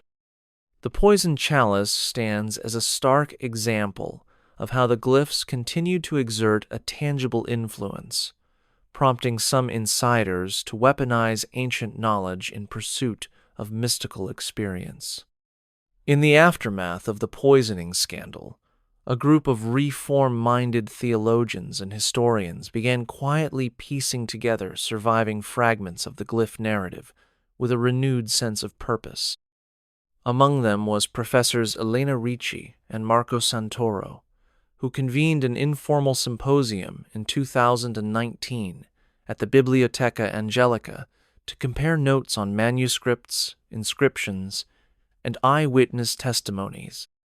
They shared newly uncovered shard-small plaster chips, ink-stained vellum, even shards of the poisoned chaliceol bearing faint, partial glyphs. By overlaying these fragments in digital reconstructions, the scholars identified coherent patterns, sequences that, when read together, formed phrases emphasizing unity between earthly suffering and divine compassion. Their emerging theory proposed that the original glyphs were not intended as a tool for hidden sorcery, but as a meditative aid, guiding early Christians through symbolic exercises that integrated Egyptian allegory with Christian mystery. This interpretation offered a path of reconciliation between opposing factions, those who feared the glyphs as heretical relics, and those who venerated them as keys to spiritual insight. Ricci and Santoro published a tentative outline of their findings in a peer-reviewed journal under the title Shards of Hope, intentionally choosing a secular venue to avoid Vatican censure. The article garnered cautious interest among independent scholars and prompted renewed calls for transparent access to the Vatican Necropolis. Though the Holy See responded with silence, the symposium participants viewed the collaboration as a victory, proof that collective scholarship could reframe a story long suppressed. In private correspondence, Ricci noted that reading the reconstructed phrases inspired her with a profound sense of solidarity. She argued that the glyph's true legacy was not darkness, but the promise of shared healing. Shards of Hope thus stand as a testament to the resilience of inquiry and the possibility that even the smallest fragments of forbidden history can illuminate a more compassionate future. Hidden for centuries in the basement of a French monastery, an apocryphal gospel recently resurfaced that intertwines vivid narrative with glyph-like annotations in its margins. Known among scholars as the Gospel of Light, this text portrays conversations between Christ and a figure named Sechetkin emissary of hidden knowledge who speaks in riddles echoing Egyptian wisdom traditions. Marginal glyphs accompany key passages, suggesting alternative readings that emphasize inner transformation over outward miracles. Father André Leclerc, a specialist in early Christian apocrypha, translated the text and found that the glyph annotations serve as a cipher, each symbol corresponding to a Greek word or phrase that layers additional meninga practice, unheard of in canonical manuscripts. Through reverse translation, Leclerc uncovered references to waters of the desert and wings of dawn, metaphorical keys that align precisely with the glyphs beneath St. Peter's Basilica. His publication of the Gospel of Light in 2020 ignited controversy. While the text lacks formal ecclesiastical approval, it quickly became popular among independent theologians and spiritual seekers. The Vatican's Dicastery for the Doctrine of the Faith issued a carefully worded statement acknowledging the text's historical interest, but urging caution regarding its theological veracity. Behind the scenes, however, the text was added to the same restricted classification as other glyph-related documents, and any further research requiring access to high-resolution scans was denied. Leclerc's own access privileges were revoked, though he retains lower-quality facsimiles sufficient to demonstrate that this coded gospel offers a bridge between Christian narrative and Egyptian allegory. The discovery and the swift attempt to contain it illustrates how powerful writings that challenge orthodox readings can still be subdued. Yet the Gospel of Light endures in private collections and digital archives, a testament to the enduring human impulse to seek deeper meaning in sacred stories. In 2017, researchers unearthed an unpublished manuscript penned by Sister Euphemia Lazari, a Carmelite nun who served at the convent of St. Mary of the Angels in the late 15th century. Her elegant script detailed a vision in which she claimed to have heard celestial choirs reciting psalms interwoven with glyphic refrain symbols matching those beneath St. Peter's Basilica. Transcribing the vision, she wove the glyphs into marginal illustrations around her devotional text, effectively creating a hybrid manuscript that fused traditional Latin prayer with encoded Egyptian mysticism. Sister Euphemia's work lay forgotten in a private collection until it was offered for sale in 2017, drawing the attention of independent medievalists. Carbon dating of the vellum and ink analysis confirmed the manuscript's authenticity, placing its creation between 1,483 and 1,491. Her text describes how, during a midnight vigil, she descended through secret stairways within the convent and encountered a hidden alcove carved with glyphs that shone like embers in the dark. Her manuscript includes delicate watercolors showing those carvings alongside Latin, verses that reinterpret the Book of Revelation as an alchemical journey of the soul. When news of the find spread, the Italian Ministry of Cultural Heritage attempted to acquire the manuscript for its national archives, only to be thwarted by Vatican intervention. The Holy See cited provenance uncertainties and declared the work a private devotional item, effectively blocking scholarly access. Yet high-resolution photographs circulated among researchers, revealing that Sister Euphemia's glosses offered the most complete early transcription of the glyphs outside the basilica itself. Her blend of prayer and pictogram suggests that some within the late medieval church sought to harmonize ancient wisdom with Christian devotion rather than suppress it. The nun's manuscript thus stands as a poignant counterpoint to centuries of concealmenta humble voice from cloistered faith, daring to illuminate a hidden path toward divine union. As the Internet age dawned, the secret of the Vatican's glyphs faced an unprecedented challenge: digital permanence. In 2021, a coalition of independent historians, technologists, and archivists launched Project Exodus, creating decentralized repositories to store every known image, transcription, and scholarly note related to the hidden symbols. They collated content from academic papers, whistleblower leaks, and personal collections, then mirrored it across hundreds of servers worldwide to thwart any single authority's attempt to erase or suppress the material. Within months, the Digital Exodus network had preserved high-resolution scans of subterranean glyph panels, transcriptions of secret manuscripts, and recorded testimonies from insiders such as Sister Mariella Conti and Monsignor Ferraro. Even videos of Cardinal Ventura's stolen slides and the engineer's midnight broadcast found refuge in encryption-protected archives. The initiative embraced blockchain timestamping, ensuring that any tampering with the records would be detectable, and it offered anonymized peer review to maintain scholarly rigor without exposing contributors to institutional reprisals. When the Vatican responded by issuing takedown requests and negotiating with hosting providers to remove specific links, Exodus historians simply shifted their mirrors, citing the Streisand effect.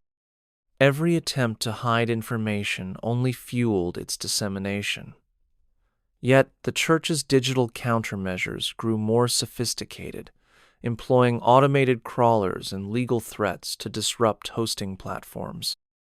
In response, the Exodus Coalition developed end-to-end encrypted distribution tools and offline data mules that physically transported USB drives between activists in different countries. This hybrid strategy of online and offline sharing ensured that even if the Vatican succeeded in disabling all mainstream access, the glyph archives would survive in hidden caches on personal devices and in unregistered data vaults. By making the glyph data virtually indestructible, the digital exodus transformed what was once a tightly guarded secret into a paradoxical public heritage. The glyphs, etched in hidden stone and historic manuscripts, found new life in the digital realm, proof that truth, once liberated, cannot be fully contained. In the wake of the digital exodus, a clandestine group calling itself the Custodes Veritatis emerged, declaring itself the spiritual heir to the original circle that once guarded the glyphs beneath St. Peter's Basilica. Comprised of former seminarians, disillusioned theologians, and rogue restorers, the Custodes Veritatis convened in hidden chapels and abandoned crypts to perform a reconstructed version of the ancient liturgy encoded in the glyphs. Their gatherings featured low chanting of the recovered glyph sequences, interspersed with Gregorian motifs and shadow play reenactments of Isis rites. Participants reported profound experiences, visions of flowing rivers of light, and a deep sense of unity, transcending doctrinal divides. Publicly, the Vatican denounced the group as heretical, issuing statements warning the faithful against unauthorized assemblies that exploited sacred spaces. Privately, however, church investigators monitored the Custodes' online forums and encrypted communication channels, wary of their growing influence among younger clergy. When news broke in 2022 that the group had begun producing handmade prayer books containing translations of the glyphic hymns, the Vatican expedited religious education reforms to reinforce Orthodox catechesis. Yet the Custodes Veritatis persisted, attracting artists and scholars eager to explore the glyphs' meditative potential. Anthropologists studying their underground rituals observed that the group's practices fostered an inclusive spirituality, blending Christian, Egyptian, and mystical elements into a tapestry that resonated with those seeking deeper meaning than offered by traditional liturgy. Though the Vatican succeeded in shutting down several physical meeting places, the custodies adapted by hosting virtual ceremonies and distributing digital prayer apps that guided users through glyph-inspired contemplations. In doing so, they transformed the glyphs from relics of suppression into living symbols of spiritual renewal. The sect reborn exemplifies how hidden knowledge, once unearthed, can give birth to new paths of faith, challenging institutional boundaries and illuminating possibilities that official narratives cannot contain. Cardinal Giorgio Mancini had long been regarded as a stalwart defender of Vatican orthodoxy, his sermons renowned for rhetorical clarity and unwavering loyalty. Yet in 2023, he surprised the ecclesiastical world by publicly acknowledging the glyph's existence during a private address to seminary students in Rome. In that roomlet only by candlelight, Mancini described his years of access to restricted archives and his own deep reservations about the Church's secrecy. He confessed that on multiple occasions he had personally overseen the destruction of incriminating documents, only to later wrestle with guilt at having silenced history in service of institutional reputation. Drawing on his knowledge of Monsignor Ferraro's and Sister Mariella's sacrifices, he called upon the next generation of clergy to balance doctrinal fidelity with scholarly courage. Though his speech never reached the Vatican's official channels, it was recorded by a seminary archivist and swiftly released online by sympathizers. Within hours, the cardinal issued a clarifying statement. He regretted any confusion and reaffirmed his commitment to church unity. Yet private leaks of his full transcript reveal that his heart was turned not by political calculation, but by encounters with faithful laypeople who found solace in the glyph's message of integrated tradition. His brief moment of candor ignited heated debate in the College of Cardinals, prompting closed-door discussions about greater transparency in the study of early Christian art and ritual. While Mancini faced swift rebuke from his superiors, he was neither defrocked nor disciplined, an unusual outcome suggesting that the Vatican recognized the depth of his internal struggle. The Cardinal's redemption stands as a singular testament to the possibility of reconciliation between power and conscience, showing that even those who enforce silence can choose to speak truth in the end. Elena Santoro grew up hearing hushed family legends about her grandmother Julia, the Vatican archivist who stole a glyph fragment and paid for it with exile. Decades later, driven by curiosity and honor, Elena returned to Rome after completing her doctoral studies in theology. While researching in the Apostolic Library's general stacks, she discovered a forgotten diary belonging to her grandmother, its spine reinforced with wax and a faint scent of rosewater still clinging to the pages. The diary recounted Julia's flight from the Vatican, her fear as she concealed the fragment in a hollowed-out prayer book, and her resolve to pass it to future generations. Elena realized that the fragment itself had never been analyzed with modern methods. With permission from a sympathetic Monsignor, she obtained the pisa, small, chipped corner of plaster, inscribed with a glyph symbolizing renewal and arranged for non-invasive imaging at a university lab. The scans revealed a layer of pigment beneath the visible surface, preserving a second, more intricate glyph that had been nearly lost to erosion. Chemical testing confirmed the presence of organic binders unique to 4th century Egyptian dyes, making this the oldest known example of dual-layer glyph work.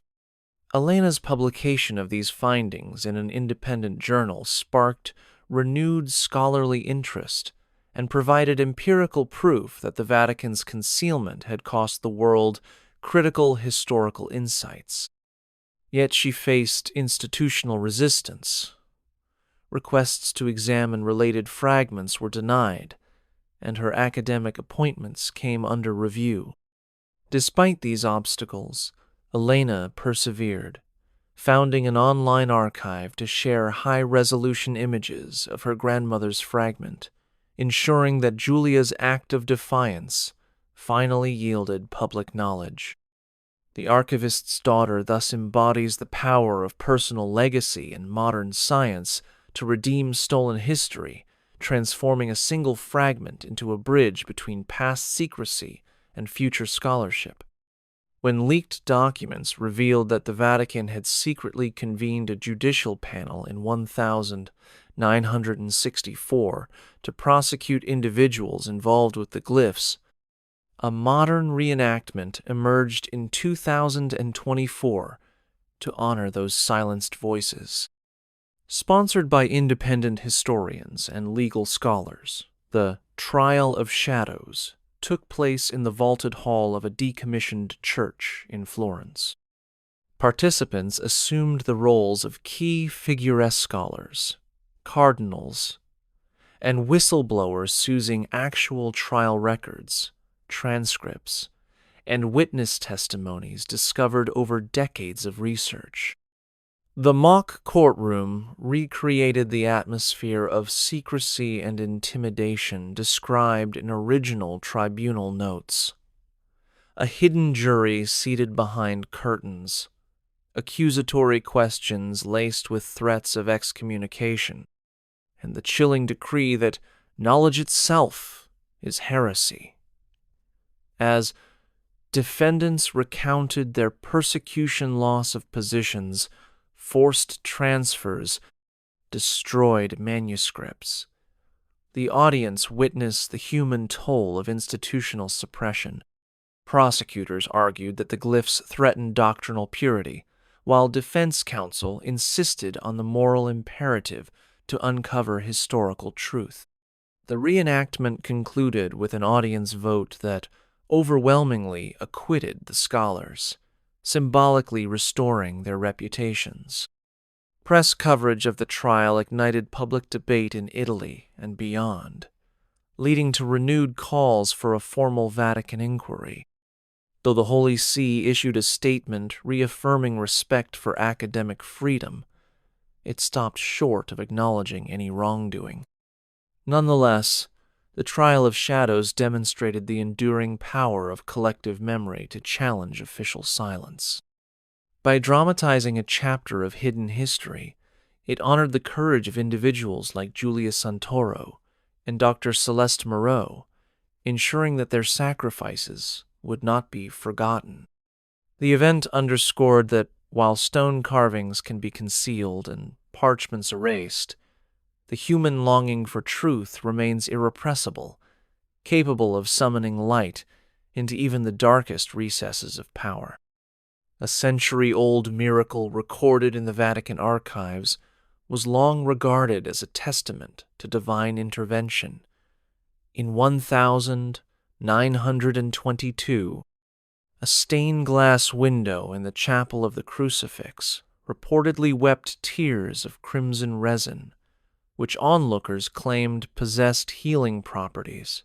When independent historians re-examined the event in 2025, they discovered confidential correspondence between Archbishop Angelo Celli and senior curators, suggesting the resin's composition matched the red ochre pigment used to highlight a glyph carved into the chapel's wall during its 1890 renovation.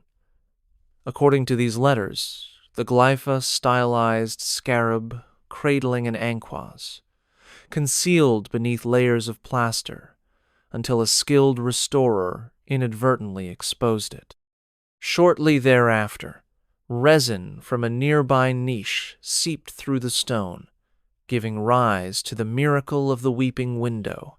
The correspondence indicates that church authorities quickly orchestrated the narrative, attributing the phenomenon to saintly intercession rather than drawing attention to the glyph's religious significance.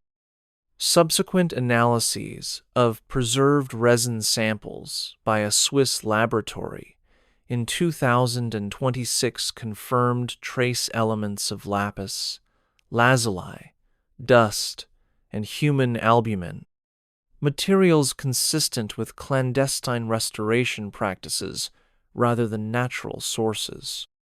Despite this, the Vatican's official miracle dossier remains unchanged, venerating the event without acknowledging its artificial origin.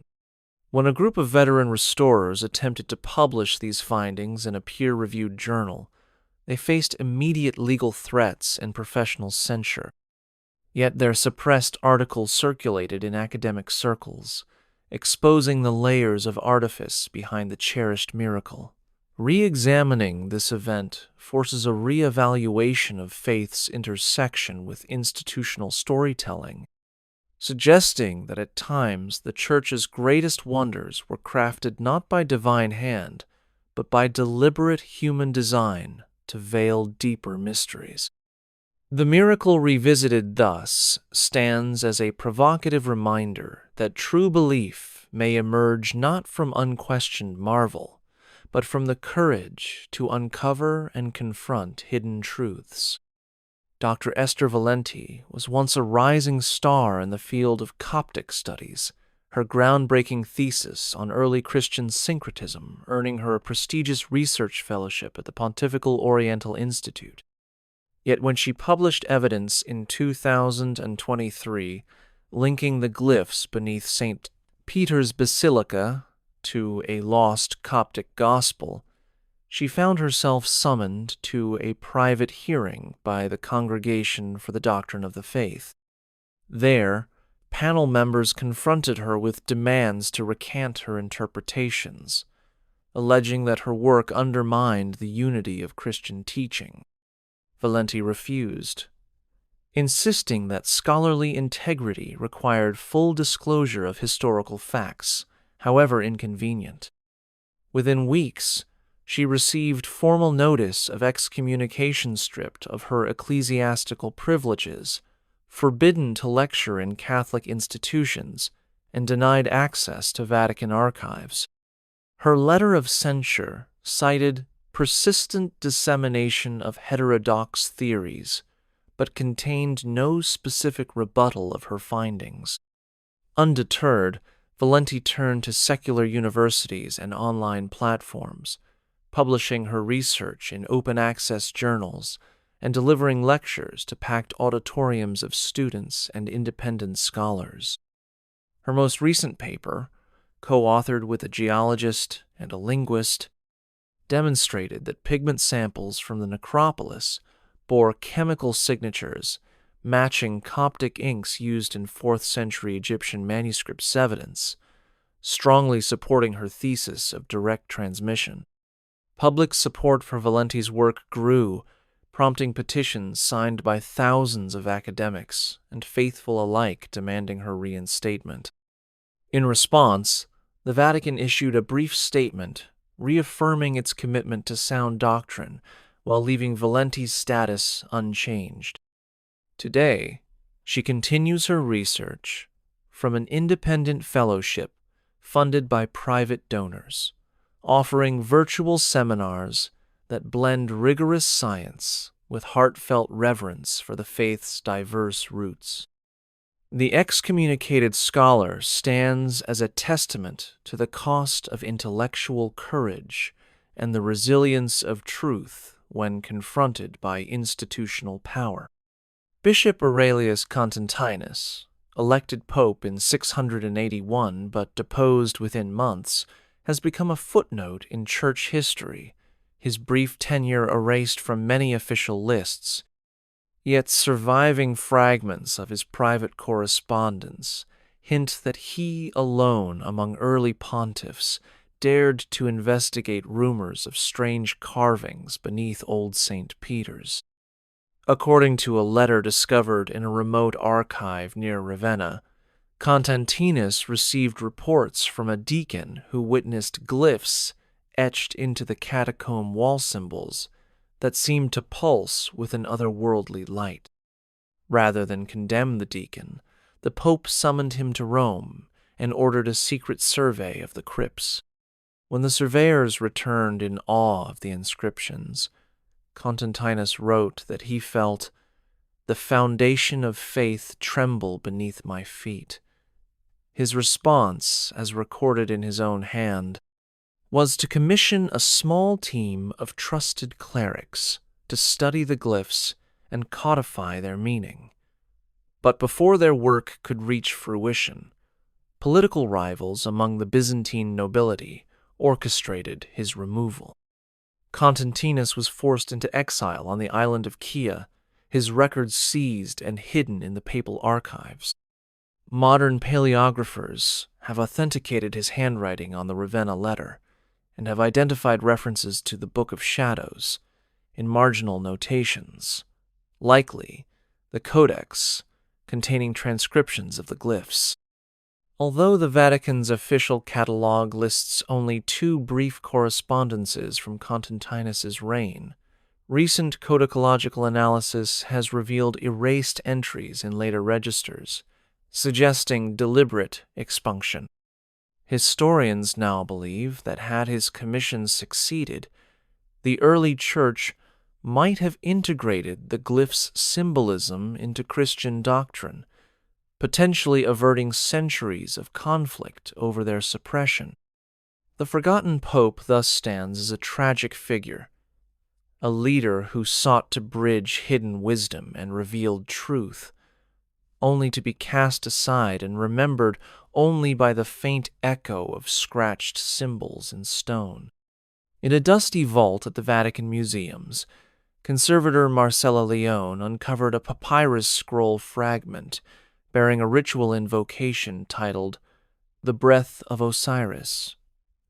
The text, written in a blend of Demotic script and Greek, described a ceremony in which participants inhaled incense, infused with crushed glyph pigments, to breathe in the soul of the god. Leone's chemical analysis revealed the incense blend contained frankincense, myrrh, and traces of powdered hematite, matching the red ochre pigment used under St. Peter's Basilica. A parallel fragmenthidon within a Coptic liturgical codex detailed that the ritual was performed at the vernal equinox, aligning renewal of the natural world with spiritual awakening. When Leone presented her findings to the Vatican's Department of Antiquities, her paper was catalogued but never published. Instead, a directive instructed her to label the scroll non-liturgical and refile it under general antiquities. Undeterred, she privately shared high-resolution images with a network of Eastern Mediterranean scholars who identified parallels between the invocation and rites performed at Dendara's Temple of Osiris. They propose that early Egyptian Christians may have repurposed the Breath of Osiris ceremony as a form of baptismal meditation, merging Christian themes of spiritual birth with ancient myth. Leone's unpublished report included translations noting how the glyphs served as mnemonic devices to guide each inhalation and exhalation, symbolically mirroring the death and resurrection myth of Osiris. In 2019, her draft report was leaked online, prompting a flurry of academic interest and drawing urgent emails from the Vatican urging deletion of any copies. Despite these pressures, independent scholars have since published analyses confirming Leone's chemical and textual findings. The Breath of Osiris fragment thus reveals a lost pathway by which pagan and Christian traditions intertwined in alchemical marriage of breath, pigment, and symbol that the Church chose to eclipse. When dusk fell on a crisp autumn evening in 2026, a small team of expert art thieves executed what has come to be known as the Vatican Museum heist. Their target was a locked display case in the Gregorian Egyptian collection, rumored to house an exquisite marble tablet bearing a complete sequence of the hidden glyphs. Utilizing stolen security credentials provided by a disgruntled guard, the thieves bypassed motion sensors and disabled infrared cameras to access the gallery. Within minutes, they replaced the marble tablet with a flawless replica painstakingly crafted using high-density resin and ancient stone dust imported from Upper Egypt and spirited the original away in a custom-lined briefcase. The heist was discovered only at first light when curators arrived to prepare the museum for visitors and found the replica's subtler glyph edges, lacking the characteristic chisel microfractures visible only under magnification. Panic rippled through Vatican security, but the thieves had left no fingerprints, and surveillance footage appeared to have been wiped. Within days, an anonymous tip directed investigators to an abandoned crypt near the Forum, where they found the tablet unscathed, propped against a stone sarcophagus, and accompanied by a single note. "Truth belongs to all." Chemical analysis confirmed the marble's provenance as the original 4th century quarry used in the necropolis carvings. The replica's discovery of modern resins and synthetic pigments sealed the case against claims of inside complicity. Yet the tablet's recovery did little to quell the uproar scholars, and devotees alike hailed the thieves as heroes who had briefly liberated a piece of suppressed heritage. Vatican officials, meanwhile, tightened security protocols and launched an international manhunt that ultimately yielded no arrests. The tablet returned to its case under reinforced locks and 24-hour surveillance, but many question whether it truly ever returned, arguing that the heist transformed the artifact's meaning forever. No longer a hidden relic, it became a symbol of resistance against the seal of silence.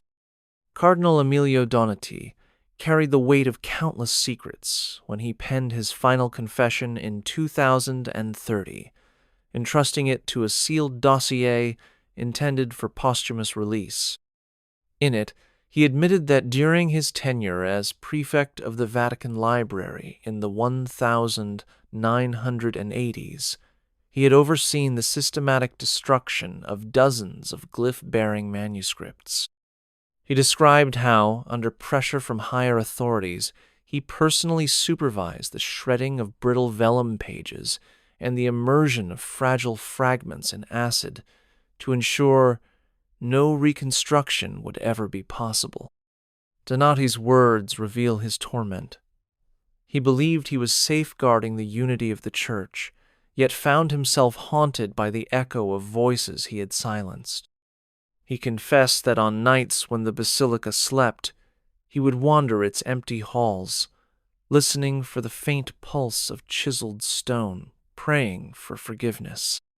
His dossier also included sketches of a hidden chamber he discovered by Chancea Room, lined with untouched glyph panels that he had been instructed to reseal immediately. He recorded how, in that chamber, the very air seemed to hum with latent energy, as though the carved symbols retained an almost living presence. When Donati's health declined, he wrote of a single regret, that he had obeyed orders rather than acted on conscience. Following his death in 2031, the dossier was smuggled from the Secretariat archives by a sympathetic Monsignor and eventually published by an independent historian. Chemical tests on paper fragments confirmed their mid-20th century origin, and handwriting analysis matched Donati's known correspondence. The Vatican's response was muted. An official statement acknowledged the cardinal's lifelong service without addressing his final revelations. Yet among scholars and clergy, Donati's confession sparked a profound reckoning, fueling calls for transparency and prompting some dioceses to open local archives for independent review. The cardinal's confession endures as a powerful testament to the moral cost of enforced silence and the possibility of redemption through honest admission, reminding us that even those who wield great authority can break the chains of secrecy to reveal the light of truth. After a decade of silent scholarship, Dr. Alessandro Rossi re-emerged in 2032 with findings that challenged centuries of concealment. Rossi had been barred from Vatican-sponsored digs following her discovery of sealed tunnels in 2009, but she continued her research privately with funding from an international archaeology foundation. In her field journal, she detailed an excavation outside the Vatican walls, where she uncovered an intact corner of the original basilica floor, complete with a series of glyphs mirroring those in the necropolis. The stratigraphy confirmed the carving predated Constantine's reconstruction by at least 2 centuries, situating the symbols firmly within early Christian practice rather than later medieval addition. Rossi's subsequent public lecture, delivered at the University of Rome's Sapienza campus, presented high-resolution photogrammetry of the glyphs, alongside radiocarbon dating of nearby organic residues, conclusively demonstrating their antiquity. She also unveiled a fragment of a mosaic floor bearing a matching glyph sequence, suggesting the symbols formed part of a broader decorative program across early Christian sites in Rome. The lecture was live-streamed globally, drawing widespread acclaim and intense scrutiny. Vatican archaeologists attended covertly, and within days the Pontifical Commission for Cultural Heritage issued a guarded statement acknowledging ongoing studies, but cautioning against premature conclusions. Yet, the magnitude of Rossi's evidence proved irrepressible. Her photogrammetric models became freely available online, and her excavation reports appeared in leading academic journals. The Church's traditional narrative that the glyphs were later forgeries scrambled in the face of stratigraphic and scientific data, pointing to genuine early use. Rossi's resurrection of the glyphs' authenticity galvanized a new wave of international collaboration as scholars from Egypt, Greece, and Israel reached out to compare comparable symbols in their own ancient sites. The archaeologist's resurrection thus represents the triumph of methodical inquiry over generations of secrecy, demonstrating that the deepest layers of history cannot remain buried forever. A devastating fire broke out in 2033 within a restricted storage room of the Vatican Apostolic Library, reducing dozens of rare manuscripts to smoldering ash. Among the charred remnants was a unique 9th-century gospel said to contain marginal glyph annotations linking Christ's passion to ancient Egyptian rites. Witnesses recall the acrid scent of ink and parchment mingling with the roar of flames as Vatican firefighters hesitated, guided by secret orders to prioritize salvage of only officially approved texts. When the smoke cleared, only a few singed folios remained, fragments too degraded for conventional restoration. Alarmed independent scholars obtained infrared scans made before the fire, revealing that the Lost Gospel's glyph-laden passages contained a liturgical prophecy foretelling a day when hidden symbols would reshape Christian worship.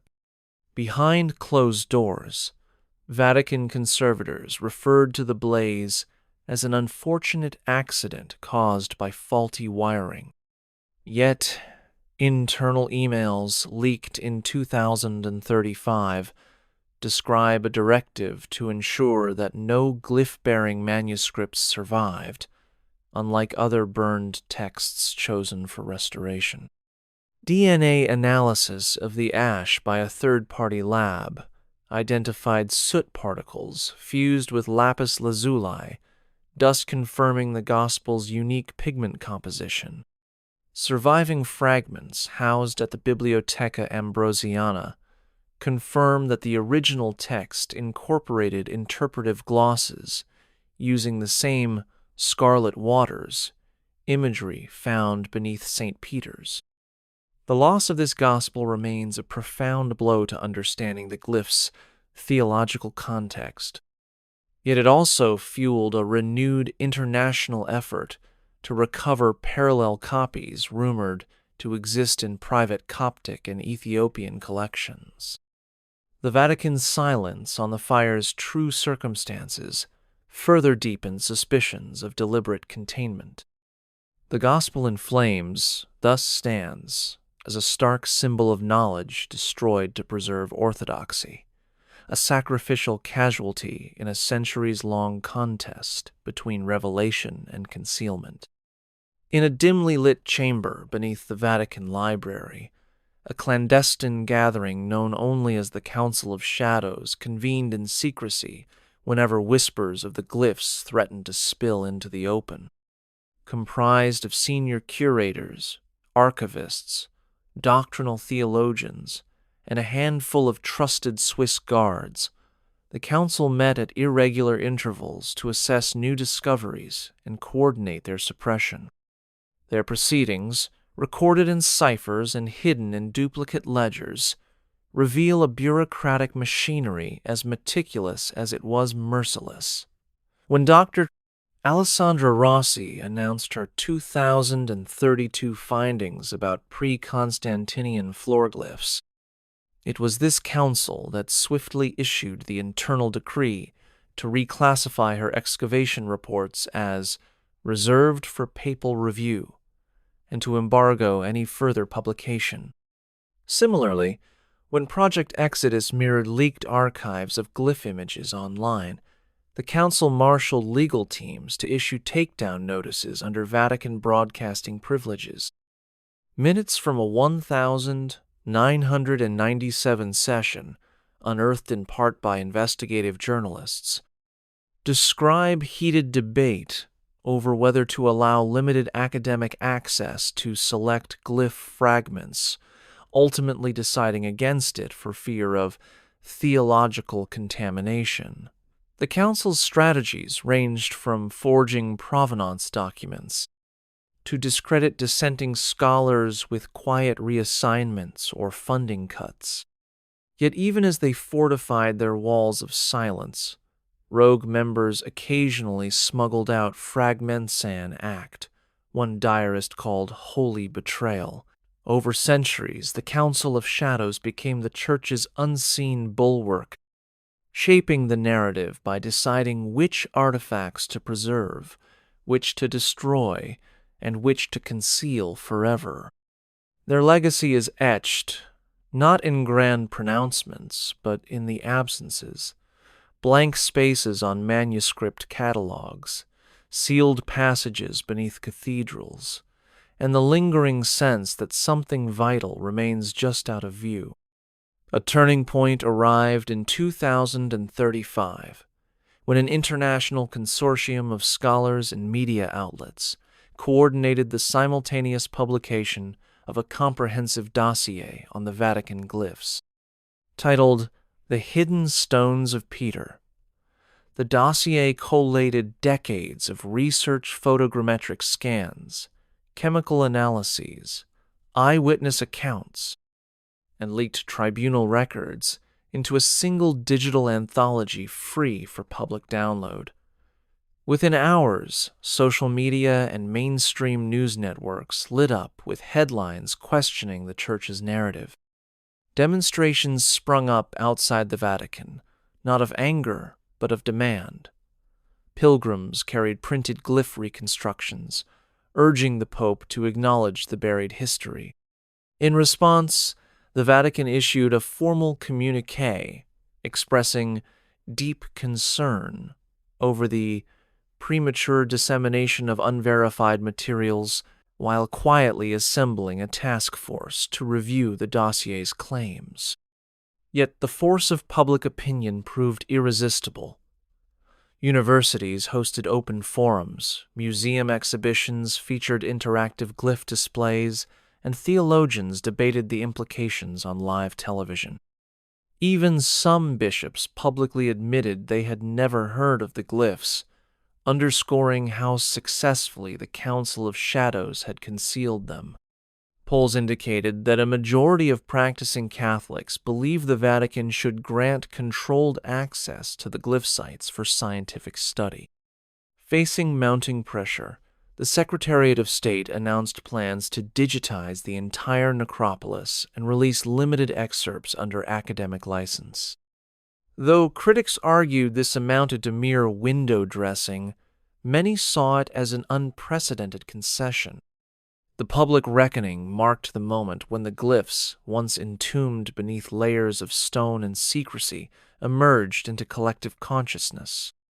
It demonstrated that, in an age of information, secrecy becomes a liability, and that institutional authority can no longer dictate what history the world remembers.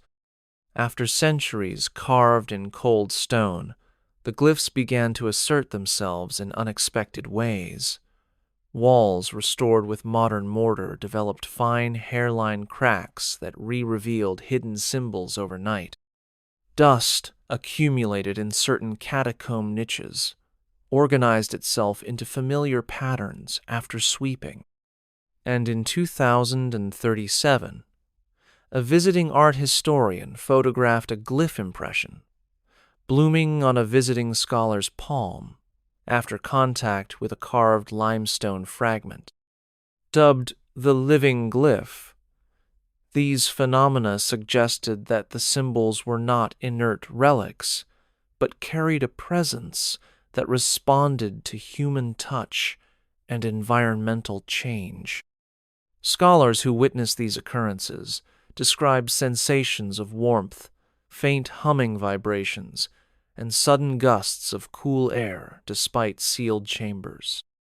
Claudia Ferraro, an architectural conservator, documented how moisture levels rising in the necropolis coincided with the glyph lines seeming to absorb water and darken as if freshly inscribed. These events defied conventional understanding of material decay and weathering, prompting a surge of interdisciplinary research into psychophysical interactions, microclimate effects, and even theories of sacred geometry resonance. When first reported, Vatican scientists attempted to replicate the darkening effect in control environments, but failed to produce results consistent with the living carvings. In response to growing public fascination, limited guided visits were organized under strict conditions. No flash photography, no touching, and controlled humidity. Pilgrims reported glimpsing glyph lines shimmer in torchlight, and some claimed brief flash visions of ancient rituals connected to Isis and early martyrs. The Vatican issued a cautious statement, acknowledging that anomalies were under study, but warned against attributing mystical qualities without rigorous examination. Nevertheless, the notion of a glyph that lives and changes became a potent symbol for those calling for full transparency and inclusive stewardship. The living glyph stands at the threshold between the physical and the numinous, reminding us that some inscriptions carry stories too vital to remain silent, urging the world to listen as history itself breathes anew. After years in academic exile, Dr. Esther Valenti made a dramatic comeback in 2038 when she was invited to lecture at the Pontifical Gregorian University on the ethical implications of forbidden knowledge. Her presentation began with a single slide, a high-resolution image of a previously unrecorded glyph panel discovered during Dr. Alessandra Rossi's excavations. As she walked the audience through pigment analyses and stratigraphic data, Valenti wove a narrative that connected her own excommunication to the Church's broader struggle with transparency. She spoke candidly of the nights she spent barred from Vatican archives and the years she spent rebuilding her research through international collaborations. Yet, rather than dwell on personal grievance, she framed her return as a celebration of collective inquiry. By the time she revealed a newly deciphered passage suggesting that the glyphs embodied a lost gospel of compassion, the room was silent with awe. Her lecture concluded, not with recrimination, but with a challenge to embrace the glyphs as part of a richer, more inclusive heritage. In an unprecedented move, the university's rector publicly commended Valenti's work and announced that the lecture would be made available on the Vatican's official website, marking the first time glyph research was endorsed by a church institution. Though some conservative theologians criticized the decision, a growing number of clergy and lay scholars praised it as a breakthrough moment. Valenti's scholars' return reaffirmed that intellectual exile need not be permanent, and that truth, when pursued with rigor and integrity, can reshape even the most entrenched institutions. Her resurgence underscored the resilience of scholarship and the transformative power of dialogue, showing that even the deepest wounds inflicted by secrecy can heal when knowledge is welcomed back into the light. After decades of piecing together fragments and battling institutional resistance, a multinational team led by Dr. Celeste Moreau and Dr. Esther Valenti unveiled in 2040 what they called the final translation of the hidden glyphs. Working from high-resolution scans, chemical analyses, and surviving manuscripts, they synthesized a complete rendering, a liturgical hymn celebrating unity between human suffering and divine compassion, invoking images of scarlet waters, lotus petals, and winged scarabs guiding departed souls. This text, they argued, represented an early Christian synthesis of Egyptian mystical traditions and nascent Christian theology, gospel of compassion, meant not to supplant Orthodox rites, but to deepen them through allegory and ritual.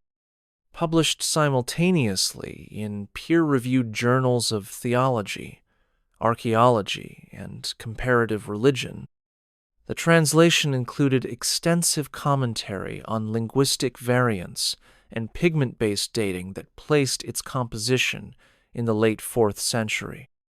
The Vatican initially issued a cautious statement noting the importance of scholarly dialogue, but stopped short of endorsement. Yet the sheer breadth of evidence stratigraphic context from necropolis, excavations, chemical matches in pigment samples, and corroborating apocryphal texts made it impossible to dismiss. Within weeks, major seminaries worldwide incorporated the final translation into courses on early Christian history, and digital apps allowed lay people to explore the glyph sequence alongside traditional gospel readings. Pilgrims visiting St. Peter's Basilica could download audio tracks chanting the newly recovered hymn in reconstructed Coptic Greek pronunciation, bridging ancient and modern devotion. Critics raised concerns about overlaying non-canonical texts onto official liturgy, but advocates argued that the translation enhanced rather than threatened faith by illuminating the rich cultural interchange at Christianity's origins. By treating the glyphs not as relics of heresy, but as missing threads in a tapestry. The final translation transformed them from buried secrets into living heritage. It compelled the Vatican to announce the formation of an interfaith commission in 2041 to study the hymn's theological implications, a sign that the Church might finally embrace a fuller narrative of its own past. The publication of the final translation ignited an unprecedented global conversation that transcended academic circles and spread to congregations, concert halls, and online communities.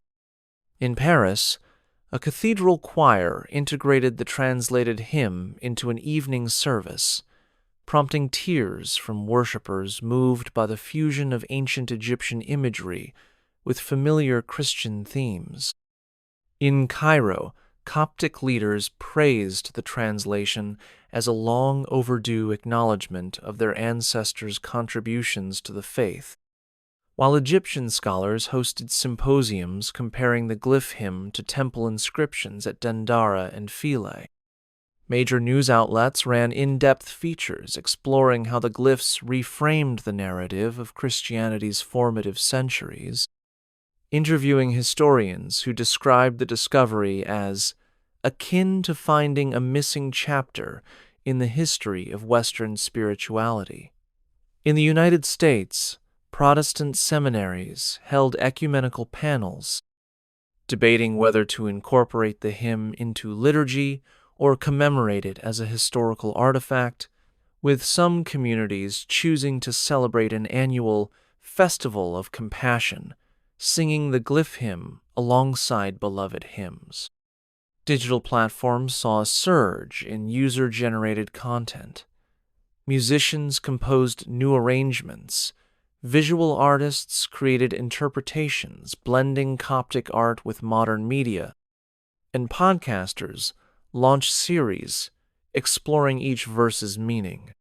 Theologians across traditions Catholic, Orthodox, Protestant, and non-Christian engaged in respectful dialogue about the universality of suffering and redemption expressed in the text. Even interfaith councils invited speakers to discuss how the glyph hymn's imagery resonated with Buddhist and Hindu meditative practices, highlighting shared human quests for compassion. The Vatican, initially cautious, observed the groundswell of positive engagement. In late 2041, it announced an open-access online portal featuring digitized glyph inscriptions, translations, and scholarly essays, marking a dramatic shift from secrecy to transparency. While debates continued over the hymn's liturgical role, no country or community chose censorship. Instead, the world responded with curiosity, creativity, and care. The World Responds demonstrates the transformative power of recovered history to foster unity and understanding across diverse cultures, revealing that truths once suppressed can become bridges rather than barriers when welcomed into the pariers. Light. In the wake of global engagement with the glyph hymn, a coalition of faith leaders convened in early 2042 in Assisi to explore how its message might inform a modern new covenant of interfaith cooperation. Representatives from Catholic, Orthodox, Protestant, Jewish, Muslim, Buddhist, and Hindu traditions gathered under the Porziuncola Chapel's simple arches, reading aloud passages from the final translation and reflecting on shared themes of compassion, liberation from suffering, and the sacred bond between humanity and the natural world. Together, they drafted a covenant of compassion, a non-binding charter affirming respect for diverse spiritual heritages and a commitment to mutual understanding. The document's preamble explicitly acknowledged the glyph's syncretic origins rooted in Egyptian mystery rites and early Christian practice, and celebrated their emergence as a catalyst for reconciliation among disparate communities. Though the Vatican participated cautiously, offering logistical support rather than direct endorsement, several bishops signed the covenant alongside scholars and lay leaders from other faiths. News of the signing sparked joyful gatherings in city squares from Manila to Moscow, where citizens formed human chains and recited verses inspired by the glyph hymn, transforming public spaces into living cathedrals of unity. Criticisms emerged. Some traditionalists decried the covenant as diluting doctrinal purity, while secular voices warned against religious entanglement, but the overwhelming response was one of hope. Humanitarian organizations cited the covenant in fundraising campaigns to aid refugees and disaster victims, framing compassion as a spiritual imperative transcending theology. Meanwhile, academic journals published special issues exploring how the glyphs' themes could inform ethics, environmental stewardship, and social justice. The new covenant thus became more than a symbolic gesture. It evolved into a movement that wove ancient wisdom into contemporary action. By embracing a shared heritage once buried beneath secrecy, communities around the world affirmed that hidden truths, when brought into the open, can forge new bonds of solidarity and reshape the moral imagination of humanity. As dawn breaks over Rome in 2042, the hidden corridors beneath St. Peter's stand, transformed from forbidding shadows into illuminated pathways of discovery. Archaeologists, theologians, and pilgrims now traverse these once sealed passages under carefully regulated tours, their footsteps echoing over glyph-carved stones that have finally been acknowledged as part of the Church's living heritage. In recent months, collaborative excavations have revealed additional chambers where new sequences of symbols await documentation, each discovery greeted not with panic, but with praise for the depth they add to our understanding of faith's complex origins. Local guides once discouraged from whispering tales of ancient mysteries now speak openly about the glyph's role in fostering unity and compassion. In academic circles, the glyph hymn has inspired fresh research into early Christian ritual art, leading to exhibitions that draw parallels between Roman catacombs and Egyptian temple reliefs. Meanwhile, spiritual seekers perform meditative chants in the underground Basilica, attuning their breath to the living glyph's muted hum. The Vatican, having weathered decades of controversy, today hosts interfaith services beneath the same vaults where Cardinal Donati once ordered documents burned, symbolically weaving together traditions that were once kept apart. Conservation efforts continue, employing cutting-edge biocidal treatments to preserve pigment traces and environmental controls to maintain stable humidity, ensuring the carvings endure for future generations. Yet, as much as the glyphs have offered new insights, they also remind us of the stories deliberately left untold and the lives disrupted by fear of revelation. In acknowledging these shadows, the Church and the world have taken a collective step toward a more inclusive narrative one that honors both the beauty and the darkness of our shared past. A dawn of secrets has arrived, inviting each visitor to listen to the stones and join in a continuing journey of wonder, reconciliation, and hope.